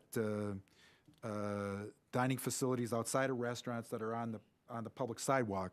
We anticipate that that's going to happen at Drexel Town Square. What we have now, if you think about Panera's or Noodles and some other places, those are on private property, and so we don't have that issue, but we will have that issue at Drexel Town Square. And so anticipating what we're going to see out there in the very near future, this ordinance would create a permitting process. Doug's department would basically be in charge of developing the format for the permits, and there's a lot of detail that's included in here that we don't need to get into, but it's patterned after what the city of Milwaukee has done with their sidewalk area dining facilities. And then finally, item 15 is an ordinance to approve a lease with One West Drexel LLC, and this is for the, I guess Doug, we call it the entrance sign that would be spanned over the roadway, which is Main Street, as you come into the Main Street development. And so for that overhead sign to exist spanning the right-of-way, we've created with One West Drexel and their attorney, we've created an air rights lease, which by state law is allowed. It would have to be approved by an ordinance. So 2754, item 15, is an ordinance to approve that airspace lease with airspace rights lease with One West Drexel. So those are the three items that sort of are all tied together. So basically, we're kind of creating some new language to deal with the new reality of Drexeltown Square. Absolutely. I said it in 10 seconds. Much quicker than I did. Lawyers. All right, so you talked about all three of them. I'll open it up, questions or comments on all three of them, then we'll vote individually. Alderman Bekavich. I mean, it's really not a subject of the agenda here. The gateway sign, is that gonna be wrought iron, or are we thinking digital, just for the public? Any views on that yet, or is it just, Greendale? Greendale did something. Yeah, I think it's similar to the Greendale side, but I'll let Doug or Jerry answer, or Jerry Frankie. It's kind of an open span sign that's got individual letters on it. It's, I think, quite attractive. I don't remember what the material is. I'm tending to think it's metal or. It won't be digital. No, it's not digital. Doug's just about got it here. Jerry, is there anything beyond the fact that it's a cool sign that goes over the roadway? It's metal? There's no reader next. board. There's no reader board. I guess that's what I was asking. Yeah. It's not electronic. It's similar to the sign going into the Third Ward in downtown where you've got welcome to the Third Ward. This just says Drexeltown Square on it. It's punched holes in sheet metal, pretty thick sheet metal. Okay. Very attractive. For the record, your name and address, real quick. Jerry Frankie, 301 West Wisconsin Avenue, Milwaukee. All right. Thank you. Just see if you still remembered it. All right, go ahead. Go ahead. Mark Verhalen, 1200 East Ryan Road. I've got a couple of questions for Doug, I guess. On number 13, or this could go to Larry, I guess, also. Number 13, planter beds was mentioned as one of the allowed uses that's going to be provided. My first question is, if you're going to allow different things in the right-of-ways, is it zoning specific, or is it to cover all different zonings? This is residential included. Yeah, this is publicly owned planter beds. So, I understand, but from what I understand, the ordinance is going to be changed to allow different things to be constructed in the right-of-way. Right. All right. Now there's utility right-of-ways and whatnot in just about every subdivision in Oak Creek. Right. And in a lot of those right-of-ways, and there have been problems in the past with different subdivisions. I noticed from past experiences from when I was an alderman a few terms ago, that people, put fill in right-of-ways where there's a drainage swale, let's say, and then it screws up the drainage for the rest of the subdivision, and then their complaints come into the alderman or to whoever, to engineering sometimes as to, my lot's getting flooded out, what happened? And then you go there and somebody has put something in the public right-of-way where it wasn't supposed to be. And that's why I asked if it's zoning specific or if these things apply to all of the zoning. this is citywide, but. All right. But it's publicly owned. But it's publicly owned, and we don't anticipate that there would be publicly owned planter beds or potholders or bicycle parking facilities right now anywhere other than Drexeltown Square. So those wouldn't be. So these are things that would be specifically put there by the city, right, or the county. Could be the put in county, by but private county- ownerships like Water Street Brewery would say, well, I want to put a planter bed in the right of way in front of their publicly facility. owned. Publicly Okay, owned. so it's all publicly constructed stuff. Right. Okay. Right. And then being that it's publicly constructed, I don't know if this comes into play, but if there's a significant increase in impervious surfaces, that affect the stormwater plans for big projects. Maybe Mike can address that. I can't imagine that this would have any impact on stormwater issues related to Drexeltown Square. Very unlikely, but I mean, that would if it was a project that was, we would always look at that. All right. What is this doing to the stormwater, and that would be factored right into the design of the project. Yeah, we're talking planter beds, bike racks. Yeah. But I mean, there could be additional impervious surface put in to accommodate, say, a walkway from the sidewalk or, whatever it would happen to be to a particular business or whatever. That's what I was interested in. Okay. Thanks for your comments. That's it. Any other questions? All right, then we're going to go one at a time, starting with 13. Motion. Gail will move to approve ordinance number 2752, an ordinance to repeal and recreate section 6.23 of the municipal code regarding obstructions and encroachments. Guzekowski will second. Before Alderman Tolman, you press your button? It's more 14. Okay. We can wait till 14. You have a second? Roll call? Alderman Toman. Aye. Gale. Aye. Guzekowski. Aye. Kirkowski. Aye. Bekavich. Aye. All right, Mike.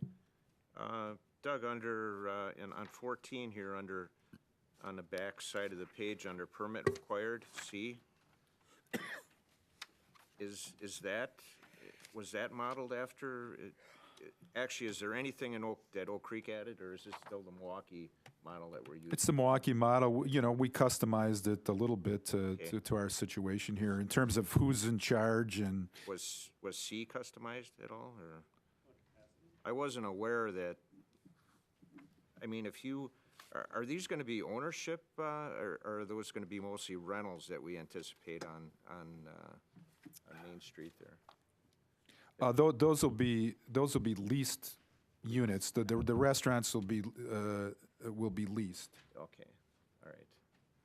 Okay, I guess I wasn't aware of, if you had a business there, that you had to pay an extra fee to throw a couple of tables and chairs out on the sidewalk, and that's status quo, or? It's basically to compensate for the staff time in reviewing the process, and for all of our fees, we always have to do a revenue analysis to make sure that the fee only covers the staff time that's involved in processing the permits. Actual costs, you're right. Okay, all right, thank you, that's good. You're welcome. Motion on 14?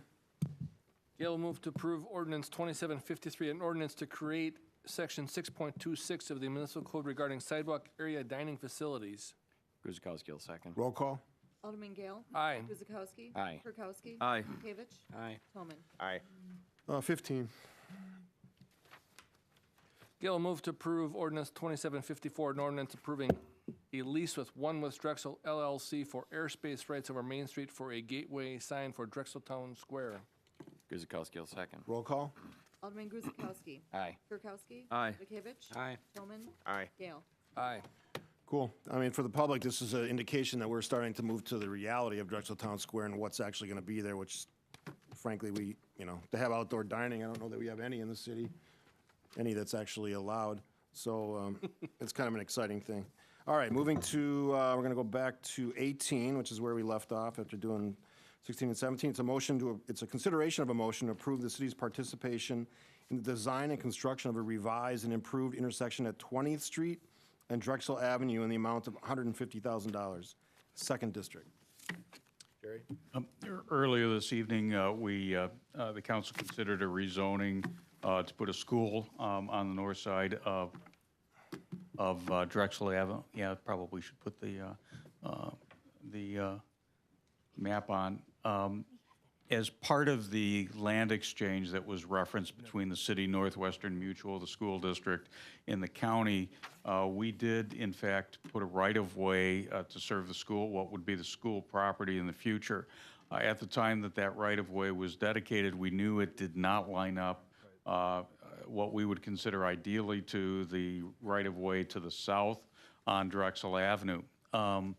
The roadway that will serve the school district, we expect will serve literally some hundreds of acres of property that's the north side of Drexel Avenue, and we think it would be a mistake not to have that intersection line up in the most favorable location that it could. In doing so, we actually have to work with the school district in Northwestern to figure out how to pay for property acquisition as well as to extend the road. We had a meeting with the school district, myself, Mayor Scafidi, and Kevin Kennedy from Northwestern Mutual. We came to all agree that it was preferable for us actually, not to have to do this, but we all felt it was important that we do. Because the intersection just really doesn't line up properly. So we had to come to terms with how we would pay for that. The agreement that was worked out at that level was that the city would contribute $150,000 to the realignment of the intersection. The school district would put in $130,000, and Northwestern Mutual would put in an amount not to exceed $700,000. I think from our standpoint, we feel this is really a good move for us to make so that we don't have a suboptimal intersection. We expect that over time, this intersection will actually be signalized, and this alignment allows us to do that and have it function properly. And if it gets too technical for your questions, we'll have to have Mike address those. But that's the layman's track at it. Mike, in your opinion, this is the most logical way to approach this, given the future of that area and the uses that are going to be north of that Drexel? It is, from what we've seen and what all that land north of Drexel Avenue could and probably will develop into, that you definitely want that to be a properly configured intersection, with it probably expanding to traffic signals, and you don't want an odd angle with that intersection. So with this investment, 150 from Oak Creek, School District 130, and NML, or NM now, 700,000. If we construct the intersection, and 20 years from now, all that area is developed, do we have to reconstruct that intersection, or is it kind of ready to go? I guess it depends. Engineering's feeling is we want to get the proper width and the lanes coming in right at the intersection, pretty much at this time, so that there's not a lot of effort to reconstruct later. And we do know that there's probably going to be some challenges with subsoil. So we'd like to be in there once with that, and we think we can do that. We may neck it down fairly quickly as we go to the north, and then there may need to be some widening done at that time when the development starts, but would be adequate, easily adequate to accommodate what the school needs at this point. So looking at it from just layman's terms, much like the extension of Drexel past the interchange to 27th Street, doing the right thing at the right time benefits us way out. Is that how you see it? Yes, absolutely. Yeah, we had a lot of heartburn with the alignment that had been proposed, even though we were somewhat involved in that decision. As we looked at it, it just was not the right thing to do. All right. Alderman Bekavich. Just to tag on Mayor Scaffidi's, his voice, you got wetlands in there. We put in a lot of geopiers, particularly in that intersection where that intersection is. I would imagine we'd have to throw some more in there. And then also obtain land on the 2 west lots, not only to put the road in, but the second house in from the west. Would we get that for a left-hand turn lane to eventually get into the school and go north right away, or would we deal with that later, Mike? You're saying the lot to the west, or are you talking to the east? Well, where 20th is? Yes. Obviously, where the road lines up, we're going to have to, that house on the Yes. very far west, we're going to have to work a deal there. But then the house to its immediate east that shows the barn. Yes. It's actually over the property line. I don't get that deal either, but. Does that impact It's not over the property line, but because the property line does jog to accommodate that. But anyways, But- would we have to take some land to get a left-hand turn lane out of there? No, we wouldn't. Not at this time. Would it make sense Prob- to obtain it now? No, for budgetary concerns. Okay. There's just not an immediate need. So that home could be there for 10 years. Because he's got plenty You know, of when- frontage. Yeah. Okay. Alderman Guzikowski. With the school going in here within, what, a year or so? They're going to break ground this next year-ish, or 2016? One of the reasons this is in front of you right now is the school has a real desire to get this project moving as quickly as possible. So the city will be doing the engineering for the design of the roadway. We've actually begun some of the preliminary work on that, actually. And the school district will be bidding this project out and having construction. Will it be this year?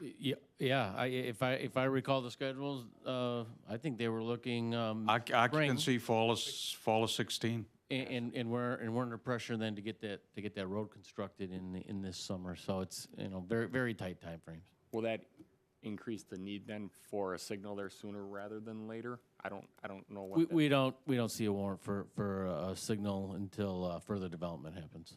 And then that road that would be going in 20th, would that continue out and go west out to 27th Street right away? That's all one fell swoop, or no? Yeah, no, not in the first one. We would actually stub the road probably just to the northern school driveway. The superintendent said that we could use that to turn around. We had talked about putting a cul-de-sac in there, but to keep costs down, which one of our partners wants to see with that, we just build the road up to the northern access point that Doug's showing up on the map right now to try to keep the costs down. So we'd stub it just to that north driveway, and that would be it at this point. Maps that you have in your package show the extension of this roadway all the way north, and then ultimately it links back up to 27th Street and will serve a very significant property. So that's why you see we need to get this intersection right. It's going to serve a very large development piece. You might recall that we spent a lot of effort to try to get 60 acres of developable property that previously had been park property into Northwestern's hands so that we could have a very high quality, probably office type investment, $1 million an acre type thing. And so that's where you can see the density in the uses, and that's why this intersection is really important to get right. I concur. Thank you. Anything else? Jerry or Mike, my understanding is there were costs going to be borne by the city in this intersection no matter what. Do you have a feel for what that number was? So it's not a completely new $150,000. No, it's not. The agreement was a little bit unclear in terms of who would pay for the engineering costs. They were going to be split, so we figured we were probably going to pick up maybe $25,000 to $50,000 in terms of the engineering. Split that with Northwestern Mutual. The city or the school district didn't have any cost as part of that. So maybe our net is somewhere between 100 and 125 on this recommendation, which we would take from proceeds of a $3 million bond that we issued to do bridges and roadways. And the reason we have dollars left is the engineering department was successful in getting about $600,000 in grants. So we have dollars that we expected to expend, but that are still available because of some of the grant funds that we got. Good. All right, motion on 18. Mayor Scafidi? Yes, go ahead. Arden Degner, 8540 South Pennsylvania Avenue. I trust that this will be served by sidewalks, not built like the West Middle School, where there's no access on either side of the road, particularly, and the only access there is to walk through the parking lot. Now, I'll admit that in the last 5 years it's been improved a bit, but I sincerely would like to have sidewalks on that side of Drexel, as well as a special walking way into the school property instead of just relying on a road. We're working fast. They're already there, Arden. Oh, wonderful. Thank you. They were there as part of the construction of Drexel Avenue. Thanks for your comments. Motion? Kevich will make a motion to approve the city's participation in the design and construction of a revised and improved intersection at 20th Street and Drexel Avenue in the amount of $150,000. Guzikowski will second. Guzikowski, second. Roll call. Alderman Bekavich? Aye. Tillman? Aye. Gale? Aye. Guzekowski? Aye. Kirkowski? Aye. 19 is a consideration of a motion to allocate part-time custodian hours to 2 currently vacant budgeted positions to achieve full-time status. Okay, Director of HR, Mary Casey. I'm coming. Okay, it is on. The current custodial staff consists of 1 part-time custodian trainer, 5 part-time custodians, and 2 part-time vacancies. It's a very bare bones staff at this point, and we have had a lot of difficulty in recruitment and retention of our custodians.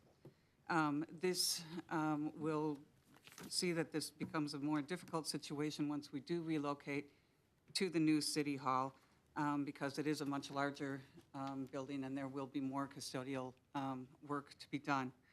At this point, we find that the facilities manager and also our mechanical tech are also helping out with some custodial duties at times, and that's really not a very efficient way to handle things. So what we would like to do at this point, we currently have 2 vacant part-time custodial positions, which we've had difficulty in recruiting and retaining. And we would like to add those 2 to make 1 full-time custodian. We did raise the wage range for the part-time custodians, but still have not been lucky in retaining that. We feel that a full-time custodian would not only help with the efficiencies, create more efficiencies, but it can also help current employees relate more to and be able to call upon someone to get the job done when it's needed. There might be some cross-training applications as well, since we just have Dick, right, basically? Yes, Yeah. definitely. So, okay, questions? No questions? Just want to add, the Personnel Committee looked at this and agreed with this recommendation. Particularly on page 2 of your report, you'll see that we have not been able to really spend all of the money that we've budgeted for the last 4 years or so. There's been a variance last year, $38,000, $19,000 in 13, 21 and 12 and so on, because we have not been able to keep these employees, and there's been vacancies in a fairly long time and gap. So this is a real problem. It is not a short-term problem. It's been a more longer a lasting problem, and as Mary pointed out, we're going to be moving to a large facility, about 90,000 square feet with a city hall and library, and I think it's really appropriate for us to have somebody there on a more regular rather than sporadic basis to make sure that it's properly maintained. So I don't know if anybody on the Personnel Committee wants to comment, but this was vetted through that process as well. Just the fact that the vote was unanimous, we reviewed it, it only makes sense. You've covered the reasons why, and it was 3-0 for in personnel, so. All right, motion on 19. Tolman will make a motion to concur with the recommendation of the Personnel Committee for the allocation of part-time custodian hours to be added to 2 currently vacant budgeted positions to achieve full-time status. Gale, second. Roll call. Alderman Toman. Aye. Gale. Aye. Guzekowski. Aye. Kirkowski. Aye. Bekavich. Aye. Item 20 is a consideration of ordinance number 2751. It amends section 3 of ordinance number 2743, which sets the salary ranges, salary, wages, and allowances for police lieutenants and police sergeants in the amount of 2.2% effective January 1st, 2015. As you recall, when ordinance 2743 was approved back in November, the wages for the lieutenants and police lieutenants and sergeants at that point was to be determined based on what the outcome of the police negotiations. Those contracts have been settled and approved, and so we would then looking at the wage rate for the police lieutenant and police sergeant effective January 1, 2015. The Personnel Committee considered a couple of options to pass the same increases for the police lieutenants and sergeants for the 3 years that also encompassed the contract, but was also a review of those each year. We are also in the process of reviewing the Fair Labor Standards Act exempt and non-exempt where it concerns the police lieutenants and police sergeants. That's been kind of an ongoing look at those things. So what we'd like to do, or what the Personnel Committee has recommended, is to approve a 2% increase for effective January 1st, 2015 for the year 2015, with, again, looking at that each year as it comes up. And also, we will be bringing a recommendation or proposal, or at least the information about the exempt, non-exempt status for police lieutenants or sergeants in the future to the Personnel Committee. Okay. Personnel Committee? Mike? What is the timing on that that review on the Fair Labor Standards, Mary? Do you have any idea? I would think within the next 4 to 6 weeks, we'll be bringing something to the Personnel Committee. Okay, that soon, okay, good. Again, this was reviewed by personnel, and basically what happens here is when you settle your contract with the police labor union, it drives additional compensation for people above them. That's basically what's happening here. Otherwise, if you don't do it, you're caught in a situation of compression, and it just doesn't work. So it's happened in the past, and it's pretty much what probably will be ongoing in the future. Alderman Guzikowski? And just so I'm clear, are there two options here that I'm understanding? So you got 2%, 2% and 1.5%, is that what it is? Actually, the 2%, 2%, and 1.5%, that encompasses the entire 3-year contract. So the option for this year was just the 2%. Just the 2%? Just the 2%, Okay. correct. Does that answer your question? All right. Anything else? Motion. Tobin will make a motion to approve the recommendation of the Personnel Committee and adopt ordinance number 2751, amending Section 3 of ordinance number 2743, which sets the salary ranges, salary, wages, and allowances for police lieutenants and police sergeants in the amount of 2% effective January 1st, 2015. Bekavich will second. Roll call. Alderman Gale. Aye. Guzekowski. Aye. Kirkowski. Aye. Bekavich. Aye. Tolman. Aye. Item 21 is a motion to adopt a supplemental merit compensation award administrative policy. Mary? The November 17th, when the Common Council approved the November 17th budget, it did include a provision for supplemental pay, bonus pay for the non-represented staff, as well as a portion for the employees that are represented by the Labor Association of Wisconsin. Along with that, the Personnel Committee then has reviewed a supplemental merit compensation award policy that spells out the procedures for how these awards will be, how they will be presented and approved through the process. It's a comprehensive, I believe, policy, it's administrative policy where a department head or supervisor will nominate employees based on several different criteria, mostly obviously for superior performance, but again for such things as implementation of major efficiencies, bringing in some elimination of reduction of waste, improved value, added customer appreciation and delivery, and several different criteria. The nominations will be also, along with the nomination procedure, includes an evaluation. Performance evaluation will have to be completed before a nomination is even considered. And that is in the effort to create a performance management plan for the city by the end of the year. So it will be, because it's kind of a large process to bring forth, so I'm kind of doing it a little gradually, but if they want to nominate one of their personnel, then they have to complete the evaluation as well as the nomination.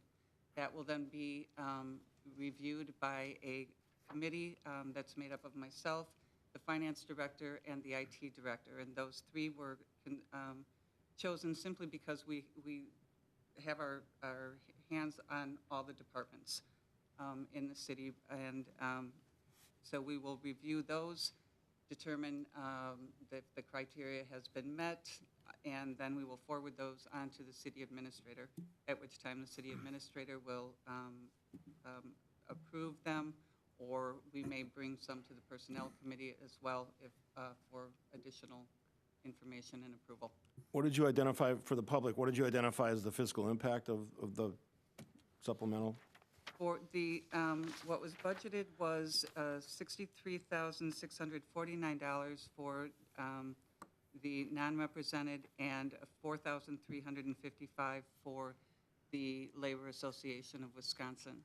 And those are non-base building bonuses. Right. They're a one-time deal.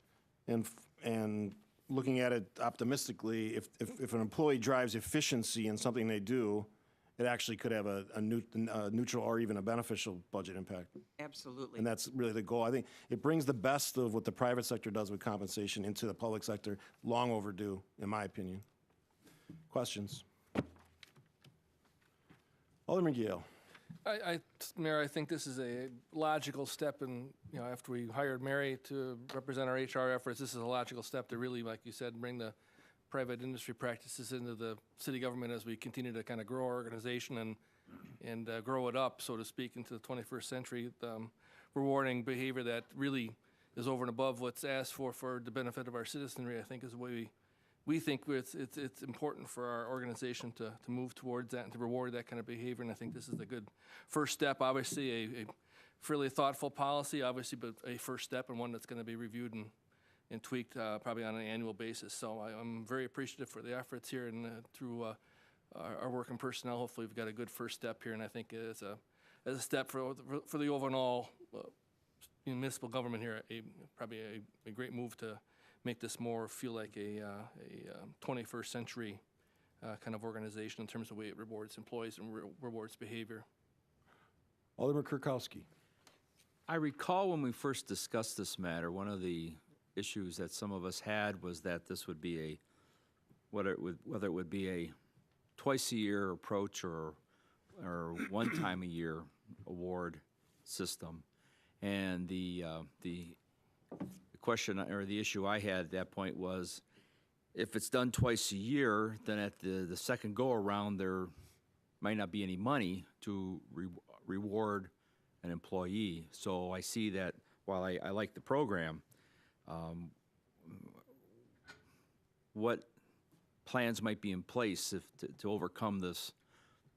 I mean, there's a lot of money allocated, but let's just assume that come November, there's no money and you want to reward an employee. I mean, what's the option? What's the game plan? I think that is something that the review team is going to have to consider as we consider all the nominations.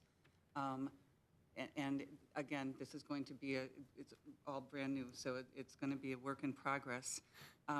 But as they come in, and that's why I believe they should be in groups. I mean, we're not going to just take them on a weekly basis, but have a time period when we ask for nominations. So we will have a group of them. We can, I think what we're going to have to do is weigh them to see what the importance are, what rises to the top, those kinds of things.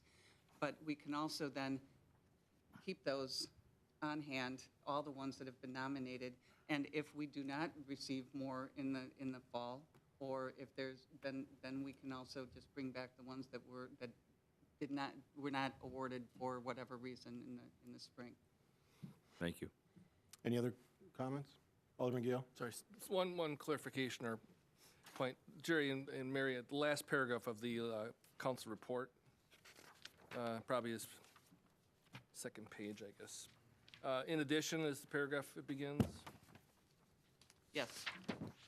And we're talking about the small denomination gifts for ad hoc, spontaneous kind of rewards.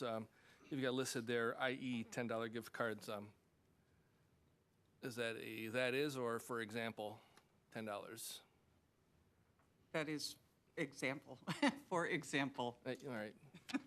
E.g. then, we use, but yeah, $10 may be a little less useful than, maybe not be appreciated as much as something a little more. Thank you. Just to that point, as somebody that used to work in the private sector and handed out these types of things, make sure we have an inventory control system in place for when these are handed out, so that we don't have just gift cards going around that aren't recorded as to who got them and when they got them. That's important.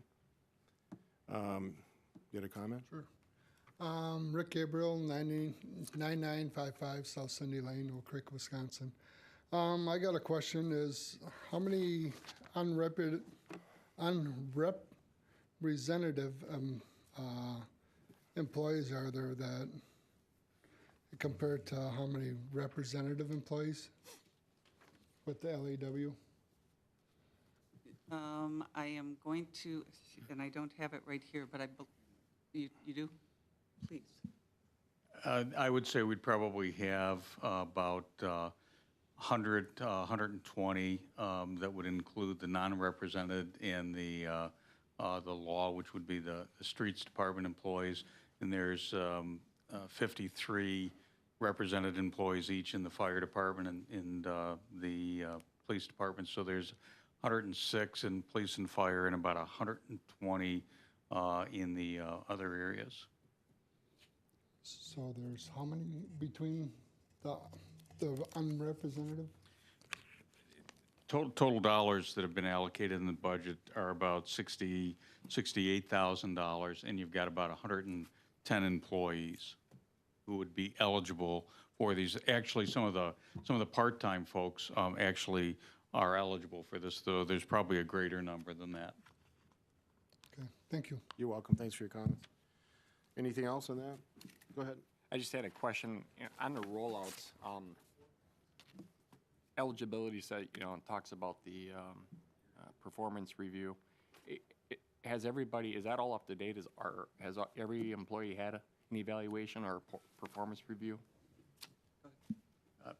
No, that's been one of the longstanding issues that the council's had, and with bringing Mary on, that's one of the things we're working on.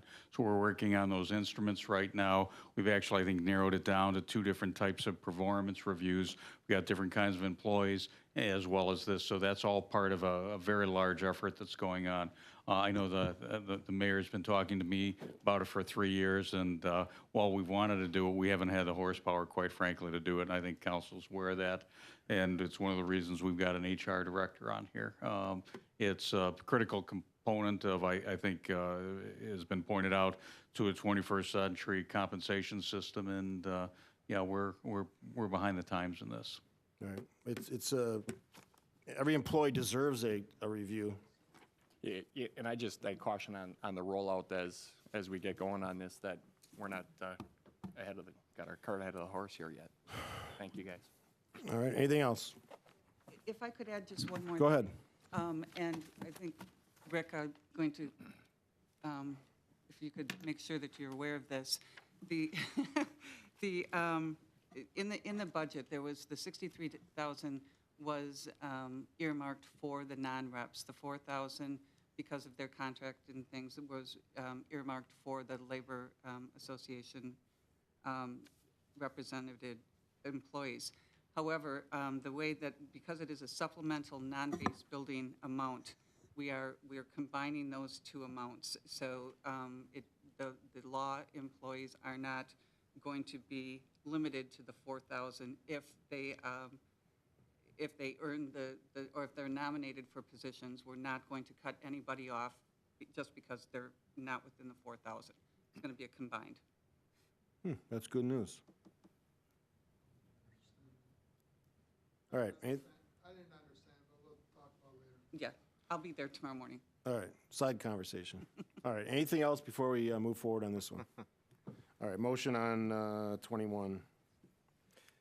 Gail, move to adopt the supplemental merit compensation award administrative policy. Guzekowski will second.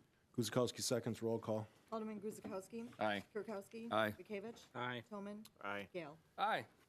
All right, 22 is an informational. It's a list of grants the city has received, been awarded, and are applied for. Been talking about this for 3 years. Our staff has done a absolutely fantastic job in not only applying for grants, but getting the grants. And frankly, it's been underreported. Not your fault, Heather. So don't leave yet. This is a story that I don't think any community in this region of the state, maybe the whole state, has done this kind of work. So city administrators should be applauded, and any staff, and I don't know all of them, so I don't want to name any names, but they have done a fantastic job in applying for grants that actually have real consequences in the developments we do. Drexel Town Square, Lakefront, all of these things, these grants put things in those developments that people want. And we didn't have to find those funds, so I'll hand it off to you, Jerry. So for the last few years in March, I make this report and do it for the previous year and really go back to 2012. So the number between 2012 and 2014. And these are grants that we've applied for, received, or been awarded, is about $10.1 million. City's got match requirements of about $31 million, which we've met through infrastructure and many other things.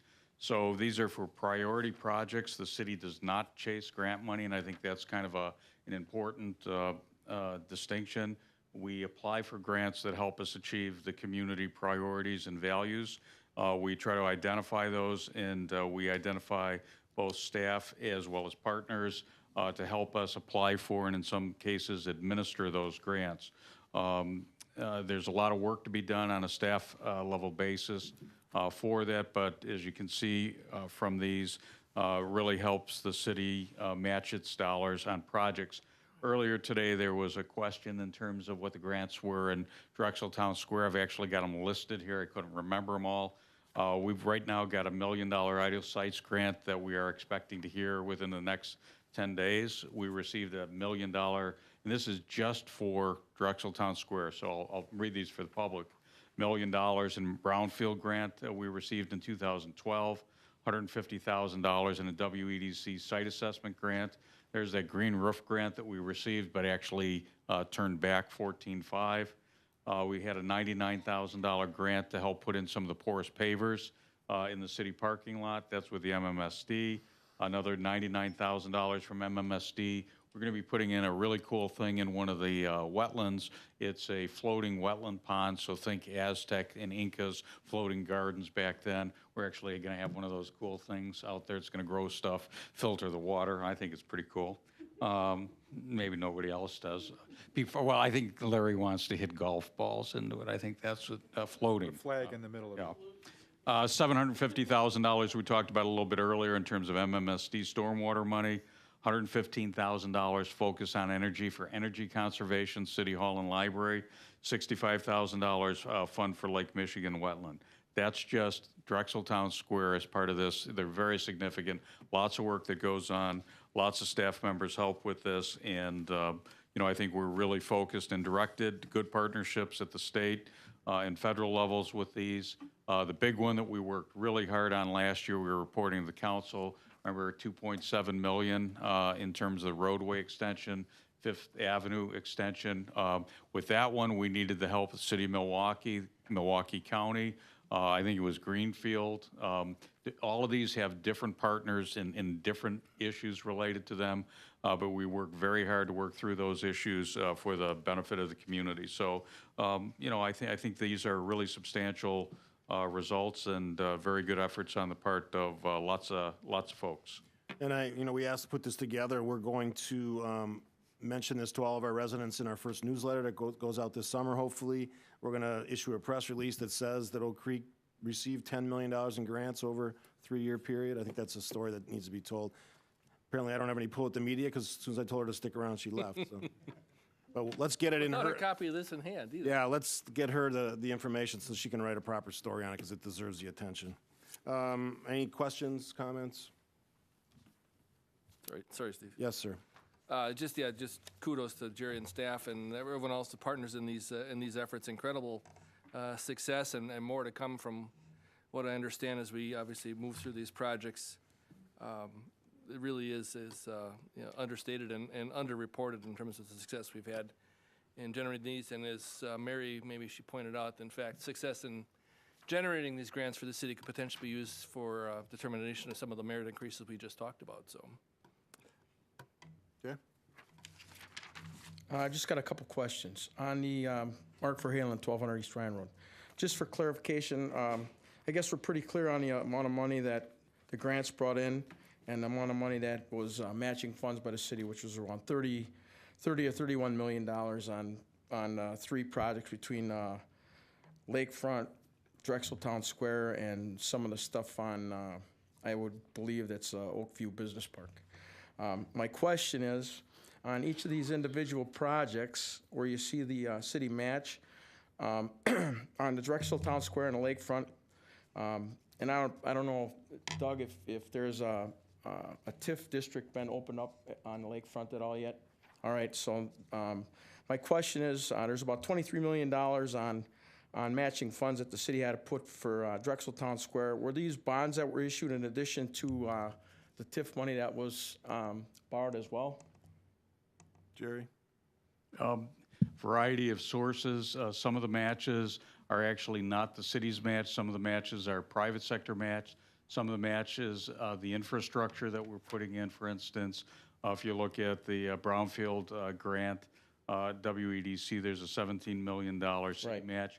We issued $23.5 million in infrastructure grants that came in the form of a bond. That's where the grant is, for instance, in that project. So every one of these has a little bit different story, but many of these are bond funds that we used for infrastructure. Some of them are private investment, and some of them are cash that the city's allocated to different projects. So I can tell you any one of them on any of the projects, but I can't generalize beyond that. Each one. All right.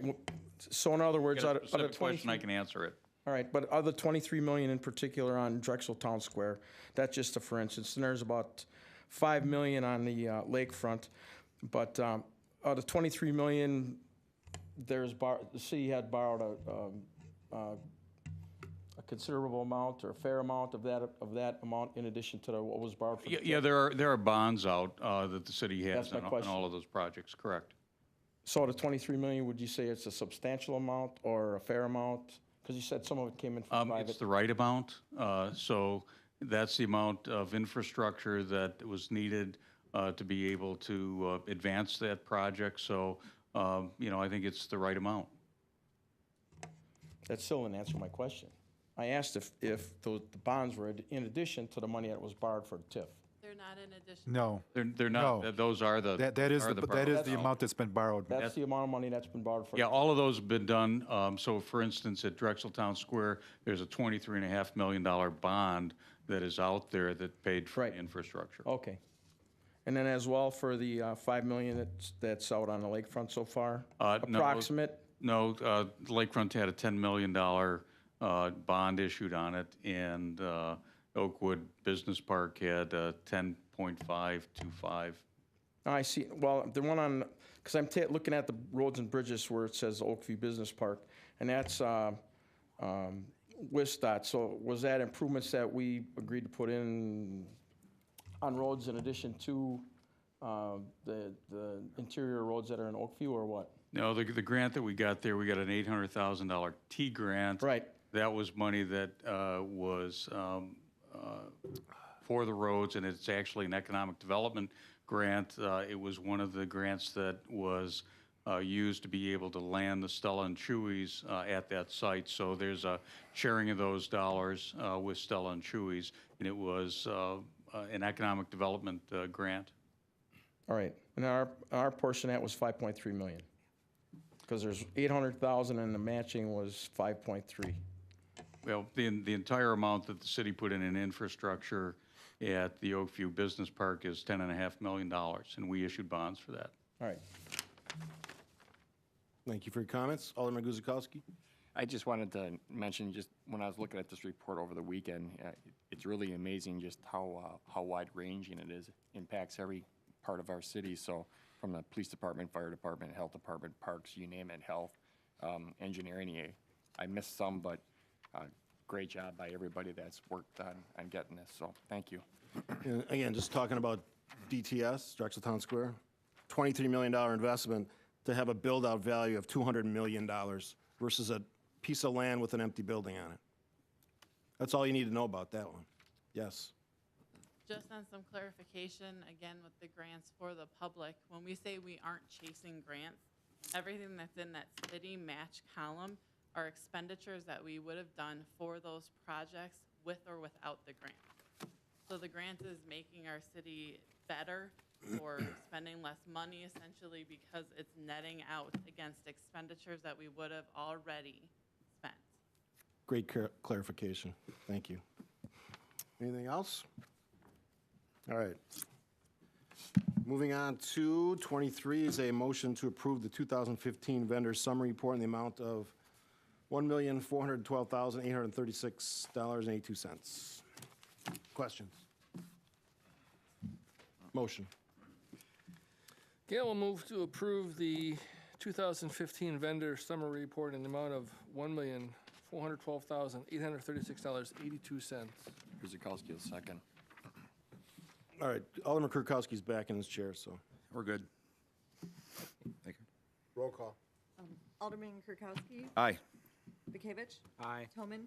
Aye. Gale. Aye. Guzekowski. Aye. All right, we're on to page, Steve, just one comment on that vendor summary.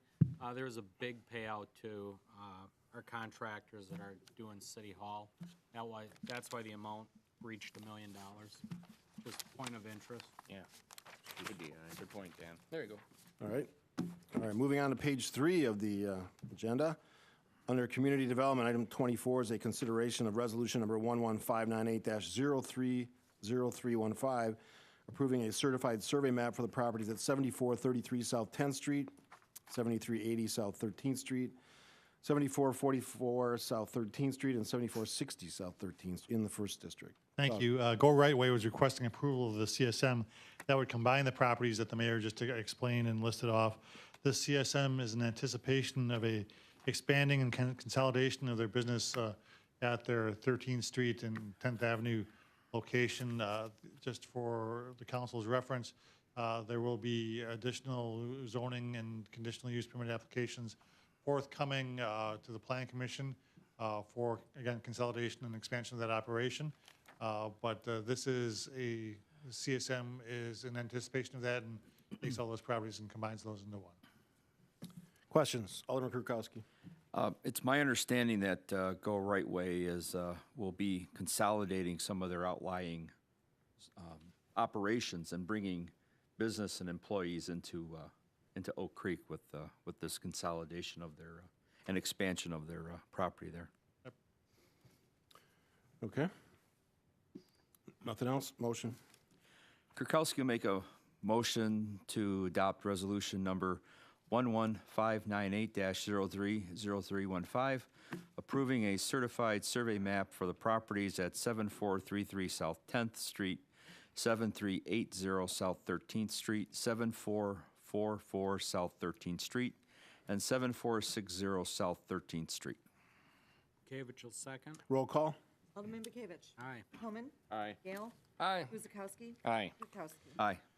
Under Police, item 25 is a motion to approve the Police Department's purchase of 15 Zoll automated external defibrillators, AEDs, for the patrol squads and police station from your safety company, at a total cost of $17,925. Captain Anderson is here as well to speak to that if we need him.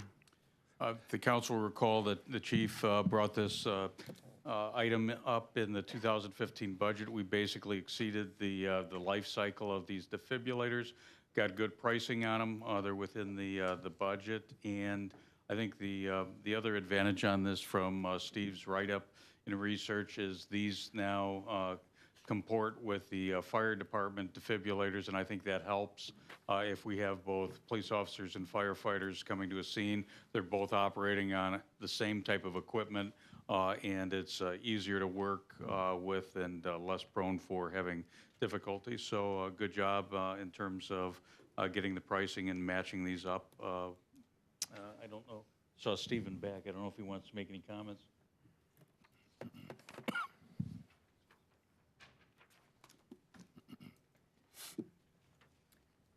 Good evening, Steve Anderson, Oak Creek Police Department. The only difference, and the comment, the original price we got for this was from our last vendor. They're the highest bid that's on here. So when we went through the CEP process, those that were part of that committee, we had only asked for 14 at that time because we were planning on, for the 15th one, that still needed to be replaced using our last year's budget. But when we went to do our training at the end of the year, both of our training units were the old model and neither of them worked and they needed to be replaced. So that took the spot of that last one that we were going to purchase last year. With this new pricing that was there, we're still able to replace all of them and still be under the proposed CEP price that was approved. I can't take credit for finding the 3 bids. That was Sue Ventila that did that. So that's the only different information that the CEP committee did not have. Okay. Alderman Bekavich. Sorry, Dan. No, it's been answered. Jerry covered it. Alderman Gale. You're a couple thousand under budget, the way it looks then, Steve? Yes. Great. Good. Any other questions? It just makes sense too with the inventory. It's matching everything else at the fire department, so. The old systems, not only are they able to, they can't be updated to any new standards that come out for CPR. So that was the main reason their end of life. We can't have any program updates to them. With the Zolls, we'll be on the same platform as the fire department, and we'll be able to do all of that together with our training. Good work. Okay. Anything else? Sorry, Mayor. Go ahead. Steve, can you tell exactly, I don't think it'd be secretive, but all our street vehicles get a defibrillator and command cars, or? We have a couple in the building, and then every squad has one in it. And including our canine unit, so every patrol car that's out on the road will have one of these in the first responder med kit that's out there. Is it in there? Fantastic, thanks. All right, motion. Kirkowski will make a motion to approve the police department's purchase of 15 Zoll automated external defibrillators for the patrol squads and police station from Your Safety Company at a total cost of $17,925. Guzekowski will second. Roll call. Alderman Toman. Aye. Gale. Aye. Guzekowski. Aye. Kirkowski. Aye. Bekavich. Aye. All right, Streets, Parks, and Forestry, item 26. You're welcome, thank you. Thank you. Is a motion to authorize Streets, Parks, Forestry to enter a lease agreement with First Source Bank to lease a loader, replacing the loader that is currently broken beyond repair. Editorial comment. Sure. The loader actually is... Is your mic on? It is now, I believe. Hello? Yeah, there you go. Okay. The loader that we currently have, the transmission went out on it. As we have stated in here, the quotes that we got to repair it were $41,000. Our trade-in value for the loader ranged anywhere between $15,000 and $25,000 just for a trade-in value. The loader was actually slated to be requested to be replaced at the end of 2016. It's at the end of its life cycle. Now it is at the end of its life cycle. And so we started looking around for some alternative ways to get us another loader, because we really do need a second loader to serve the city of Oak Creek, especially during the winter time with our snow removal operations and that. So one of the things we did was started looking at loaders that were equal to or just slightly less than the one that we currently have, and started looking at a purchase or a lease option. We actually brought this to the Finance Committee, and we thought that the Finance Committee agreed that the lease option might be an attractive way for the city to go about this, because it wouldn't force us to deplete our capital funds all at one time in case there was an emergency purchase that needed to be made between now and when those reserves get replenished. Right now, we're requesting to go into this with to purchase the Case 521 loader. So that actually would be a $3,039 a month payment on that. And if you look at the dollar amounts on the overall on the lease, you're only paying about $1,000. What is that? $1,400 or something over the life of the lease. One thing too is that there is no penalty for early payment. If we decided at the beginning of next fiscal year to just pay this thing off and be done with the lease, we could do that with no penalty. Or if we chose to allow this to continue out until the end of the lease, I believe the final payment's $1, and then we own the machine outright. Is this linked to 27? This item? No? Yes. It is? Yes. So that would be the purchase of it? This has been a very interesting process, and Larry can attest to it as well. When we were in the finance committee and we were looking at the potential for leasing, everybody understands that we have $1 million in cash for capital that we allocate. We're early in, and 2015 has already been allocated. So we had roughly $400,000 in the equipment replacement reserve fund. So we could take this 108 flat out of that and, you know, pull those down, or we could make lease payments here for a year with the intention of budgeting for this for 2016, and then as soon as we're ready in February, paying it outright and reducing that cost. Okay. So there's no penalty to be able to pay this off early. There's no penalty because the concept was the lease to own. It is incredibly technical. They have been very firm on the wording throughout their contracts, as well as that resolution, which doesn't fit our normal format. It isn't, you know, how we are used to seeing resolutions, but the bank was incredibly firm on needing the resolution. That's item 27, exactly how it was placed there. Okay, so maybe I'm dumb, but you have one motion is setting up for a lease, one setting up for a purchase. No, Am I misreading that? the first one is what we would typically do to authorize a lease. The second one is to satisfy the bank. Correct. Okay. It's the same. All right. It's the same function. It's a lease. Got it. Both items are the same.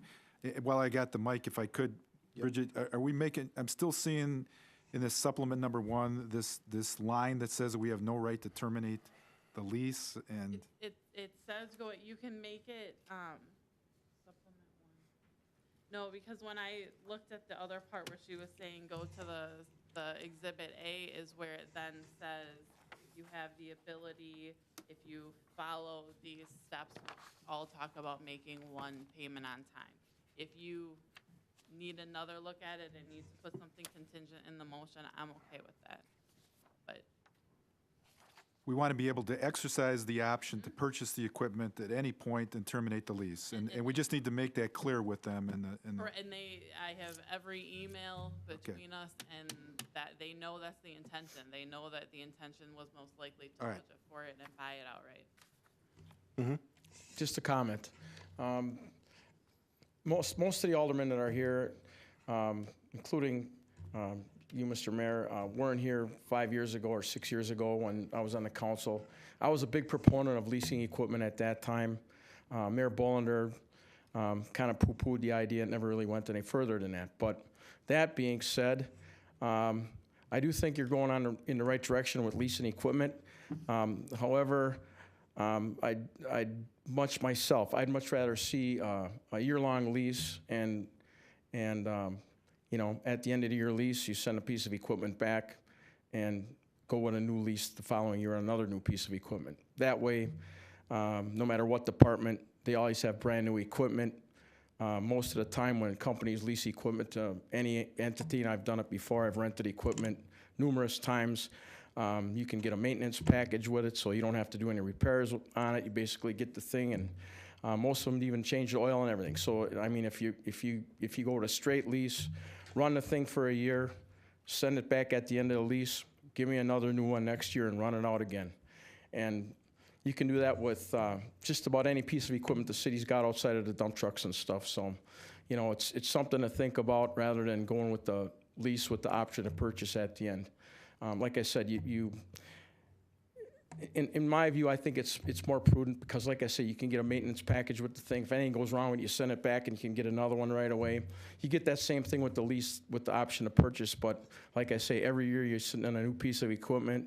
You don't have to stock parts after a couple of years, and with the lease with the purchase option, 3 or 4 years, you got a used machine that you got to trade in again anyway. So then you're back right to it again, you know. So Okay. I'd much rather see you guys consider just a straight lease and then go back and renew a lease, and then it's competitive bidding too. You can go to another vendor.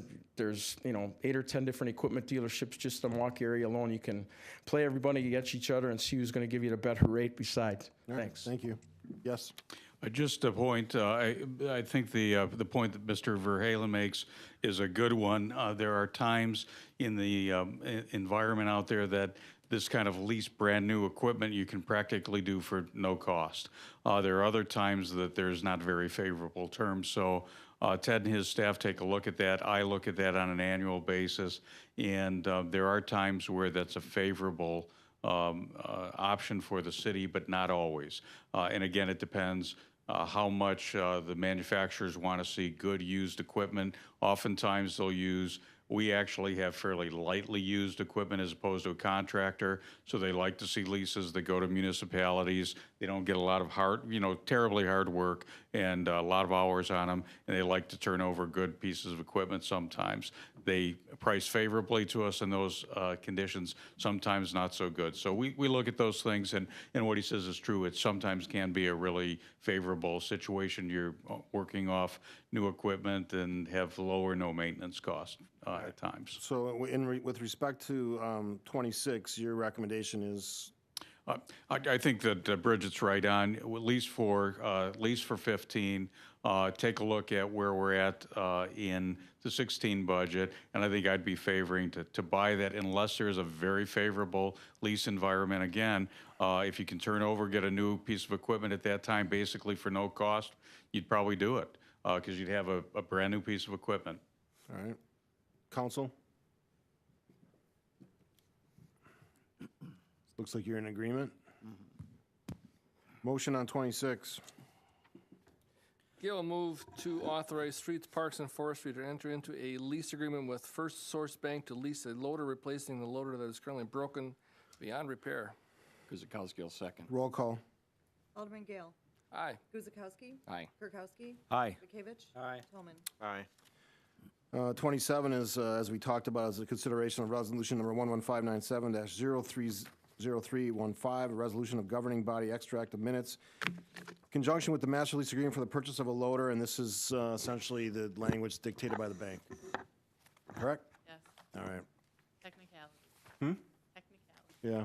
All right. Motion on 27. Gail move to approve resolution number 11597-030315, a resolution of governing body extract of minutes in conjunction with the master lease agreement for the purchase of a loader. Guzekowski will second. Roll call. Alderman Guzekowski. Aye. Kirkowski. Aye. Bekavich. Aye. Tolman. Aye. Gale. Aye. All right, item 28 is a motion to approve the recommendation of the Director of Streets, Parks, and Forestry to purchase one 2015 single-axle dump truck with plow equipment, spreader, and pre-welt system from Lakeside International in the amount of $134,244. Actually, that is the bid that we got from Lakeside. The total amount we would like to spend, which is still within our budget, we actually had them bid out in our alternate bids some additional pre-wet systems for some of the other trucks. We would like to accept the bid for the truck and for 3 additional tanks and systems for the other trucks, which would bring us to a total of $138,000. Were 28, 29, and 30 in the CIP? Yes. All right. All right, so 138,000 versus 134. Beg your pardon? 138 versus 134 that's in the agenda. Yeah, I didn't, on the agenda, the total amount It's 138. listed on the, Right. Council. Who had CIP? I do. All right. Sorry. Any concerns, questions? No, I just had a couple of questions, actually, Ted. Can you tell me what, it's not listed here for whatever reason, what we actually budgeted, do you recall? it is 149,590. Great. We should, I don't know, we should make a point of making sure that's listed for the rest of the aldermen. I don't remember, and there's no will way. in the future. No way they're gonna know. The other thing I had a question about is, these seem like everyday pieces of equipment. Why we only saw one bid? That strikes me as odd. You know what, we were a little disappointed with one bid as well. Especially, we anticipated getting another bid from the Freightline dealer that's located here in Oak Creek. As a matter of fact, when we were at the Construction Expo, they had said that they were going to bid the job. We sent out bid packets to I believe, 6 truck vendors that are just local here in the Milwaukee area. We do plan on contacting all of them and finding out what it was that was with our bid that they chose not to bid. I do know that if you look at a lot of the municipalities right now, the majority of them are running internationals because a lot of the companies like Peterbilt and Mack just can't compete with the pricing. That's all I had, Steve. All right. Motion.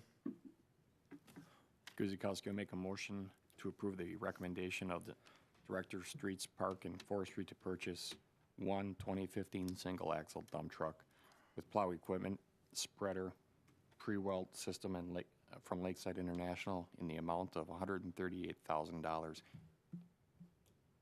Kelly, second. Roll call. Alderman Kirkowski. Aye. Bekavich. Aye. Tolman. Aye. Gale. Aye. Guzekowski. Aye. 29 is a motion to approve the recommendation of the Streets, Parks, and Forestry to purchase a 4 cubic yard truck-mounted asphalt heater from Envirotech Equipment Company in the amount of $56,468. And that is another one. Actually, we had bid we had budgeted $50,000 for that, and we would like to be able to use an additional $15,000 from the dollars that we had allocated for our lift truck, which we received favorable bids, which is actually number 30. Right. We'll get to that in a minute. Was there enough from 30 that, all right. Yes, there is. Okay.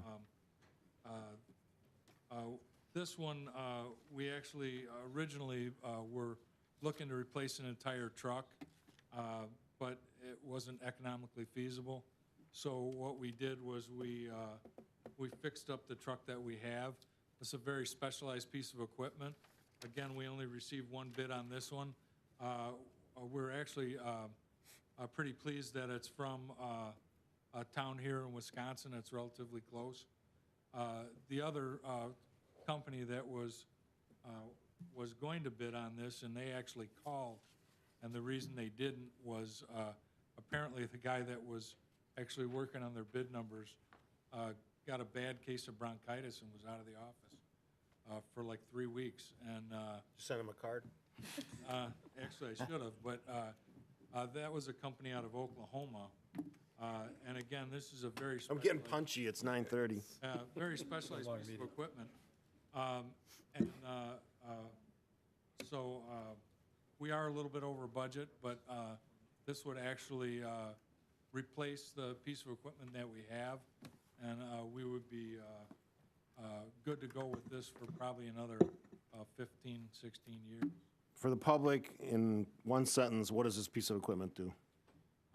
Actually, it's a hot box to put asphalt in to go around so we can pothole patch in the winter, and we actually use it. All you gotta say is pothole patching, man. That's, everybody's excited about that.